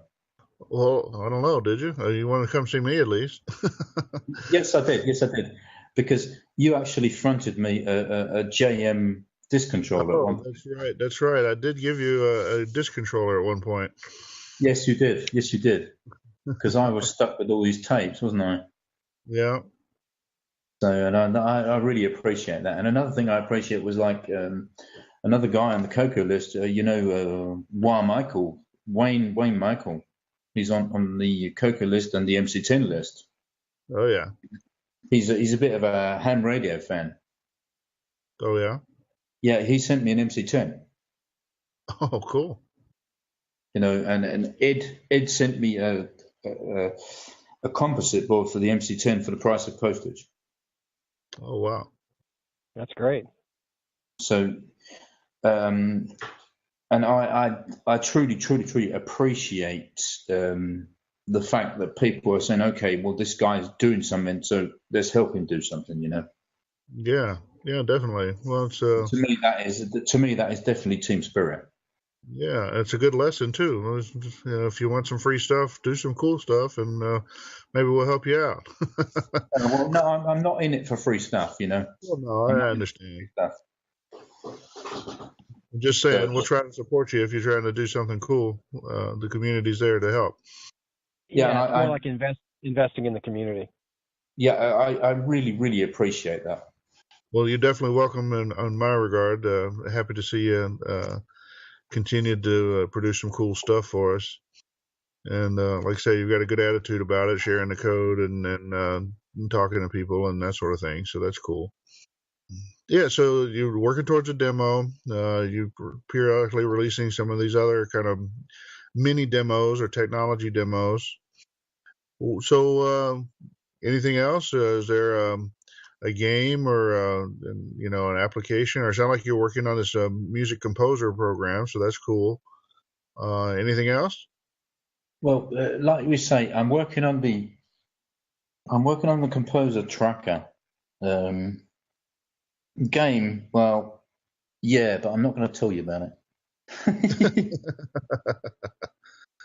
Cool. I might Fully do. understand that.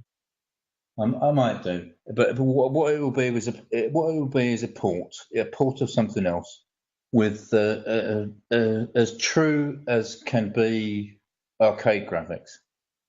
Oh, this is sounding interesting. And I'll tell you this much: it's not exactly hard to do because it doesn't involve scrolling in any way, shape, or form. All right. So. I think you might know what I'm on about, but it doesn't matter. But besides that, when Lee comes back from all his hikes and whatever, when it gets dark enough and cold enough and he doesn't go out hiking, Bouncy Ball 2. That's probably the next one, but that's a collaboration with Lee and possibly Paul Thayer. For the graphics, because Paul Thayer is actually really, really talented. Yeah, he does some nice graphics for sure. Yeah, he's really talented, and I've actually spent a lot of time teaching Paul 6809 because Paul's really talented, both graphically and really versed in BASIC. I mean, he can do so many things in BASIC you wouldn't believe. But BASIC just lacks the speed, you know. Yeah, definitely. So what we've been doing is actually like a hybrid stuff, where we make a transparent sprite plot routine, or transparent sprite plot routine with scrolling and stuff like this in assembler, and he embeds it into a BASIC program. So, but basically, Bouncy Ball 3 is supposed to be me, Lee, and Paul Thayer. Cool. So, well, there's something to look forward to then. That'll be a cool game. Yeah, because I like the concept a lot. And did you see? No, you probably didn't. But Bouncy Ball 1 got ported to the MC10. Oh, I didn't see that. No, you didn't. It was on the Yahoo list, and Lee didn't know about it either. And I just found it by chance when I frequented the Yahoo MC10 site. And I think it was Darren that actually ported it. You know, Darren, the guy that did the MC6 128. Yeah, Darren actually ported it. And Lee was a bit like, I turned around and said, well, you should actually be very pleased that someone took this and ported it. And he's like, yeah, well, that is pretty cool. Yeah. Sure. Wow, yeah, we totally missed that one. Yeah, I mean, I can see if I can dig it up and put it on the CoCo site or whatever. Yeah, I can see if I can dig it up. But it's a really, really good port, and Darren didn't actually have the source code. I think Darren asked Lee for the source code ages ago, and Lee wasn't about to put it out there. So Darren actually took the CoCo disk and took the level data, and worked out how that was packed and everything, and just made a complete new program in 6803 assembly using the original level data. Huh. Well, that's pretty cool. And it does run pretty good. So, and it's pretty suited to the MC10 as well, because as we know, Bouncy Ball is a text screen game. It's an SG4 game. So, but yeah, I will continue upon my mad quest, and all of a sudden something will be released that will have someone scratching their head. Cool. That's something to look forward to. What about you guys? Anything in the pipeline? Yeah, I don't know. I've been itching to do something. You know, I don't have anything I'm so hot to get on that it's enough to break the barrier or whatever to actually get started. So eventually something will come and I'll get started on it, and then that's what I'll be working on. But right now, I don't have anything in progress. You made that space computer, didn't you? Oh, I did. The Cosmic Elf. Yeah, wired that up. Actually, I have a little problem with that now. Sorry, carry on. I was going to say, I have a little problem. I added the expansion port to it, and somehow in the process made it not able to load code correctly. I'm not sure what I've done, so I have to fix that. But the sheer scale of that, are just wire wrapping all those terminals. Yeah, well, and like I said, it didn't work. What wire goes to where? Because you don't have like 50 different color wires, do you? No. I did buy several spools of different colors, and so I kind of spread it out a little bit, like the one color for the address bus and one color for the data bus and that sort of thing. Yeah. But still only had about 6 colors, so quite a mess gets put on top of it when they get laid down one on top of the other. But I wanted to get it working and then use some hot glue to help hold the wires down. But like I said, I kind of messed it up. So I've got to fix it already. Kind of like my experience. It definitely looked complicated. I'll tell you that much. So what about Neil? What's Neil up to? I got a hardware project I'm going to be working on. Like I mentioned it earlier in the podcast, it's something simple, but that nobody wants to do. But as for software, no, I don't code. I'd like to learn how to do assembly. As you know, I've been talking about it here and there, so it's kind of a thing of mine. Yeah. So what's this hardware project now? Well, I don't really want to release information about it. I kind of want it to be a surprise when it comes out. It's going to be kind of funny, actually. Okay. All right. No worries. And I'm still working on the joystick adapters. I still assemble those. Might be doing a different version of that. I was talking to John about maybe doing a more basic version of it. What are those for? It's to use the digital joysticks, the Atari style, the DB9 on the CoCo. Do they work like? Sorry to ask, but do they work like a C64 joystick? Yeah. But you've basically got the 9-pin DIN connector, yeah, or the DB9, the serial port connector thing. Yes, exactly that. Yeah, the female connector, and it's just basically just micro switches for up, down, left, right, and one for fire. Yep. Okay, and you have adapters for that, Neil? Yeah, I'm doing the assembly on them. It's John's PCB design. Oh, cool. Yeah, it's a pretty simple design. It just it uses some switches it puts resistors into and out of a basically voltage divider network, so that you get different output voltages to correspond for left, right, up, down. You're basically talking R2R ladder or something. Right. So it's pretty simple, but yeah. But then the ones I did actually, they have an addition in that there's an extra line that can run to the serial port, and you can use the serial port line to switch it so that on the Sega Genesis controllers or Mega Drive controllers, you can actually access all 4 buttons on the CoCo, or CoCo 3 at least, instead of just 2. Wicked. So that's pretty cool. Need to write something. That's probably whatever I end up working on for CoCo Fest will probably involve writing something that takes advantage of the extra buttons.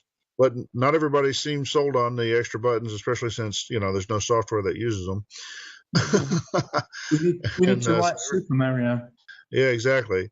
So I don't know. We keep seeing people posting, especially the Dragon guys don't seem aware of the adapters, and they all seem to want to do one on their own, which I understand to some degree if you just want the accomplishment.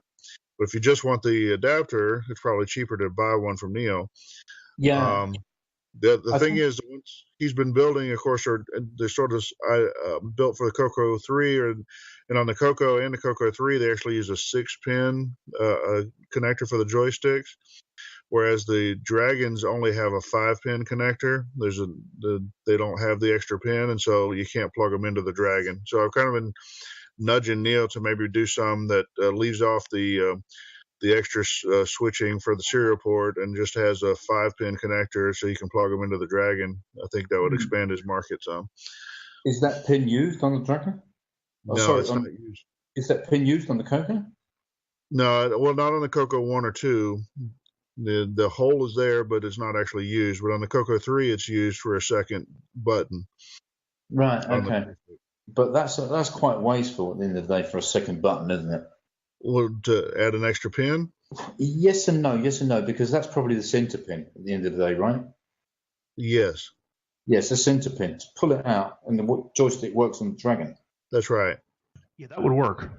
It's a 5-pin. It's a 5-pin DIN plug versus a 6-pin DIN plug. I mean, you just put a different plug in. It's a center pin. I mean, why not connect all fire buttons? I mean, if you've got a fire button on top of the joystick or on the side of the joystick or whatever, why not connect all fire buttons to the normal fire instead of having one fire button for one pin? Well, you probably could do that too. That would make it a lot more non-CoCo specific. But at the end of the day, I mean, there's a lot of stuff the Dragon Boys probably need to see, and there's a lot of stuff from the Dragon world we probably need to see, because I mean the similarities between the computers are uncanny. Oh yeah. I mean, you've got the basic ROM is different, and of course the DOS is different, but the hardware itself is exactly the same. Yep. And so, like you say, the joystick port, for whatever reason, the Dragons only have a 5-pin port, which kind of makes sense since you only use 5 pins anyway. But the CoCos have the 6-pin port. On the CoCo 3, that 6th pin is used for a second fire button. But the same adapter, could be used. You could just put a 5-pin plug on and just leave that extra the second fire button disconnected, or like you say, you could even redesign it so that the second fire button is in parallel with the first fire button. Either one would work. I'm not sure if I'd have to think about if that would require any changes on the PCB. I don't think so. No, it shouldn't be. It shouldn't. And maybe a couple of those isolated wires like you see on all these CoCos where there was one thing wired wrong and you run a wire from one thing to another chip. Yeah, you might be able to just add a flying wire or something for that. But exactly. Anyway, it's something that could be done. Kind of been suggesting to Neil that he might expand his market that way. We'll see if he gets it in his head or not. Yeah. Anyway, guys, I'm going to cut you loose. Yeah. Cool. No, appreciate you spending some time with us. I think it's been a good discussion. No problems at all. Yeah, thanks a lot, Simon. Yeah, it's great to have you on the show. I look forward to hearing how much you cut this up. I think it's pretty good. I don't think we'll have to take too much out of it. But I know people are going to find me boring. Yeah. Well, we'll cut out all the parts where you said evil things about the Dragon folks living near you.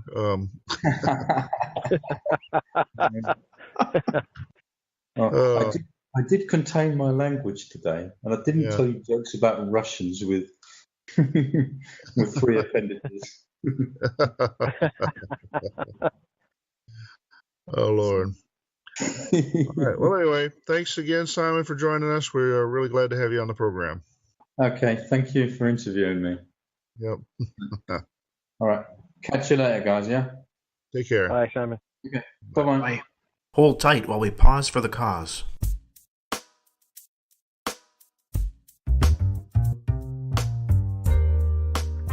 The CoCo Crew Podcast wishes you the happiest of holidays.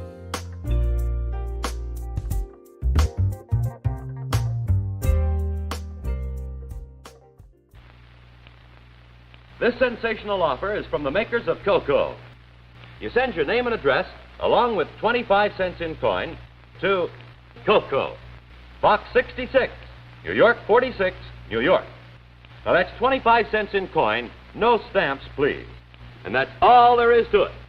This offer is good for a short time only, so don't be left out. Send for your CoCo today. Let's face it, you need a computer, the Tandy Color Computer 3. Superb graphics resolution and uncompromising performance at an incredible price. The Color Computer 3, choose from a palette of 64 brilliant colors. Produce sharp, crisp graphs and illustrations. Display 32 by 16, 40 by 24, or 80 by 24 text. Resolution of 160 by 192, 320 by 192, 640 by 192. Use with a high-resolution monitor or your own TV. Expands easily as skills and needs grow. Call now and we'll send you the Tandy Color Computer 3 for just 6 easy payments of $39.95. Here's how to order. To order, call 1-800-6809. Remember, you'll get the amazing Tandy Color Computer 3 for just 6 easy payments of $39.95, plus processing and handling. Call 1-800-6809. Welcome to the Games Corner. There actually wasn't going to be a Games Corner this month because I was caught with my pants down. And no, not from the girl next door. From Canada Post, once again. I'm still waiting for my copy of Popstar Pilot to arrive because that's the game I really wanted to review for this month's episode, and it's still not here. So luckily, Mark McDougall saved the day. A few nights ago I was on the Facebook Terrace 80 group and I happened to stumble upon a post that Mark did on Popstar Pilot. So I was reading his review on it and I was thinking to myself, there is no way I can do a review that good in this amount of time to get this show ready for Thanksgiving. So I reached out to Mark and he was more than happy to help out. So I'm going to pass the microphone over to Mark and let you enjoy his review. Get ready, player. 1. Popstar Pilot is an old-fashioned, sideways-scrolling shoot-'em-up for the Terrace 80 Color Computer 3, recently released by accomplished 8-bit game author Nicholas, and I hope I get this right, Marentes. To give you some perspective on where I'm coming from, I've been a huge fan of shoot-'em-ups since the days of Space Invaders and Galaxian. Yes, I'm that old. My love of the genre stopped short, however, of the so-called bullet hells that have been churned out endlessly in more recent years. For me, a shooter is more about positioning, precision, and forethought, rather than mindlessly dodging a raining curtain of sprites while simply holding down the fire button for the entire game. For me, perfection of the genre was Xevious, a game solely responsible for my lackluster uni results. I've always been a fan of Nicholas Marentes' games, ever since I first encountered Donut Dilemma on the Terrace 80 Model 1, and particularly on the Model 1, game authors had to focus on gameplay above all else, and Nick was no exception. His games were up there with the best the platform had to offer. Nick went on to develop for the Terrace 80 Color Computer, and it's obvious that the machine struck a chord with him because he's just released a new game for it recently, the very subject of this review. Needless to say, when Nick announced the impending release of Popstar Pilot, and after reading the development blogs and seeing the screenshots, I knew 2 things. 1, I was going to buy a copy of this game, and 2, I was only going to play it on real hardware to get a 100% authentic experience. Okay, I admit I was never going to use those awful CoCo joysticks, and opted instead for a Star Cursor digital stick and Sega gamepad adapter, something Nick himself recommends for the game. I won't go into the backstory, but suffice it to say that you're piloting a prop left to right through a scrolling landscape, armed with just a gun of sorts and your reflexes, popping balloons, as you do. Now, good retro arcade games don't need a backstory, just instructions on how to start the game and 2 minutes playtime to figure out the rest. Now, the graphics are what you'd expect from an 8-bit game, and this game showcases Nick's talents as an 8-bit artist. Very polished, right from the animated title screen, with just the right amount of busy on the screen during the game so as not to distract you from the task at hand. Great use of colours, it's a very pretty game, and it would be easy to believe that it was produced by a team in one of the more established software houses on the 8-bit consoles back in the day. Of course, graphics are secondary to gameplay, and I'm happy to say that Nick has delivered in this department too. Smooth scrolling and precise 8-way movement, you never feel that the mechanics of the game have let you down. A nicely crafted difficulty level rewards persistence, without creating frustration at impossibly difficult points of the game. There are, naturally, a few points in the game that you'll die at the first time, and you need to work out a strategy for moving past them. But that's a pretty essential element in this genre, and it doesn't take long to progress through them. After that, it comes down to your planning and your reflexes. Now, good game tempts your greed with increased risk, and Popstar Pilot includes this element too, rewarding sequences of hits that sometimes requires foregoing other shots and dodging and manoeuvring into dangerous positions for that big score. Now, what I want from a game is a firm belief that I can beat it, but one that doesn't quite let me do it, at least not without a reasonable investment of my time. And getting that balance just right avoids a game that's either too easy or so difficult that you'll never see stage 3. Now, recently I've made it into the final Zone 5 with sufficient tokens to unlock it. Zone 5 really takes the difficulty up a notch, and I lost, I think, 4 lives reasonably short succession in my last game. I'm feeling I'm really getting the hang of the earlier stages now, though, and looking forward to tackling that last zone again next session. Now, I couldn't honestly say, however, that the sound in this game is more than simply adequate. There's no title or in-game music, and what sounds there are rather basic. Now, I can fully appreciate the reasoning behind this, and I suspect that Nick's priority was maximising the length of the game. And note, this game does require 512K. Whilst I do appreciate sound in games, and agree some sound is definitely required, I've never really been as hung up on them as some. And I can't say that the basic sound in Popstar Pilot diminishes my enjoyment to any significant degree. Now to the warts. There's one bug in the game I've encountered on a few occasions, having played a few dozen games. I actually lost 2 lives at once on stage 2. Nick has admitted that he'd seen this bug during development, but had believed it had disappeared. It's a trifle annoying, particularly if you're heading to a new high score, but thus far the frequency hasn't soured my experience, and I wouldn't choose not to recommend this game because of it. I was surprised by the lack of explosion graphic when your plane is destroyed. Rather than being vaporized in a ball of exploding fuel, your plane simply flashes as it scrolls off the screen. This seems out of place given the polish on the rest of the game, and I'm not sure if it's a byproduct of the non-violent nature of the game or another technical trade-off. My last niggle is a lackluster game over screen and the lack of high score table or even initials entry. Now, you could argue that these are largely irrelevant on a home computer system, but together with a simplistic game ending, it does contrast a bit with the rest of the game. Perhaps it wouldn't be as noticeable or even expected on a lesser title. I do have one suggestion on the gameplay for Nick. After reading the instructions, I was under the impression that the bonus for popping sequences of white balloons would continue until the sequence was broken. In my opinion, that would have been the way to go, tempting greed for higher and higher rewards and correspondingly more risk.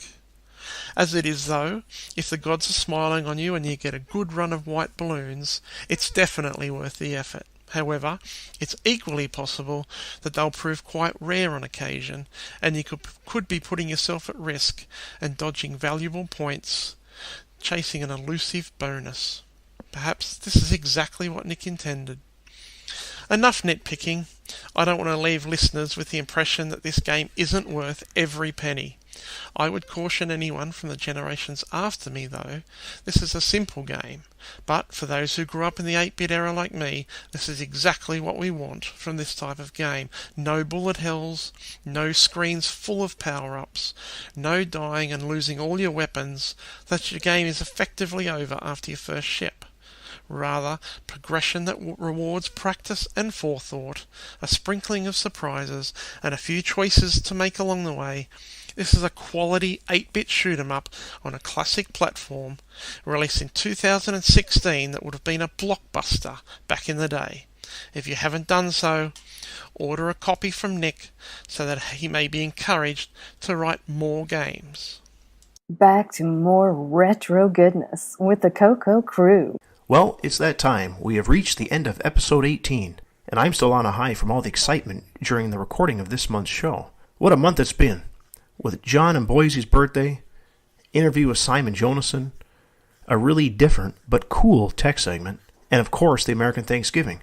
Yeah, I know, you're probably wondering why I'm excited about that, because I'm Canadian. Well, even though we've already had our Thanksgiving last month, it feels like we're a big part of it, because of how huge it really is. Kind of crosses over the border, I guess you can say. Might help that I do live near the border. Now I wonder if Cloud9 or Ed Snyder will have any Black Friday specials. So I'd like to say a happy Thanksgiving to all my American friends. Gobble gobble. As always, I'd like to thank our host John Linville for making it through those mega long news segments. I really don't know how he does it. Must be all that Mountain Dew. And providing us another awesome tech segment. I also would like to thank Mike Rowan for being a part of the show and making those really cool commercials and bumpers you hear. Big thanks goes out to Simon Jonason for giving us some of your time to do the interview, and Mark McDougall for saving my bacon on this month's Games Corner segment. Really appreciate that. Last but not least, we would like to thank all of you for listening and your support. Please feel free to send us your feedback. We do like to hear from you. Until next month, go absolutely CoCo nuts and CoCo forever.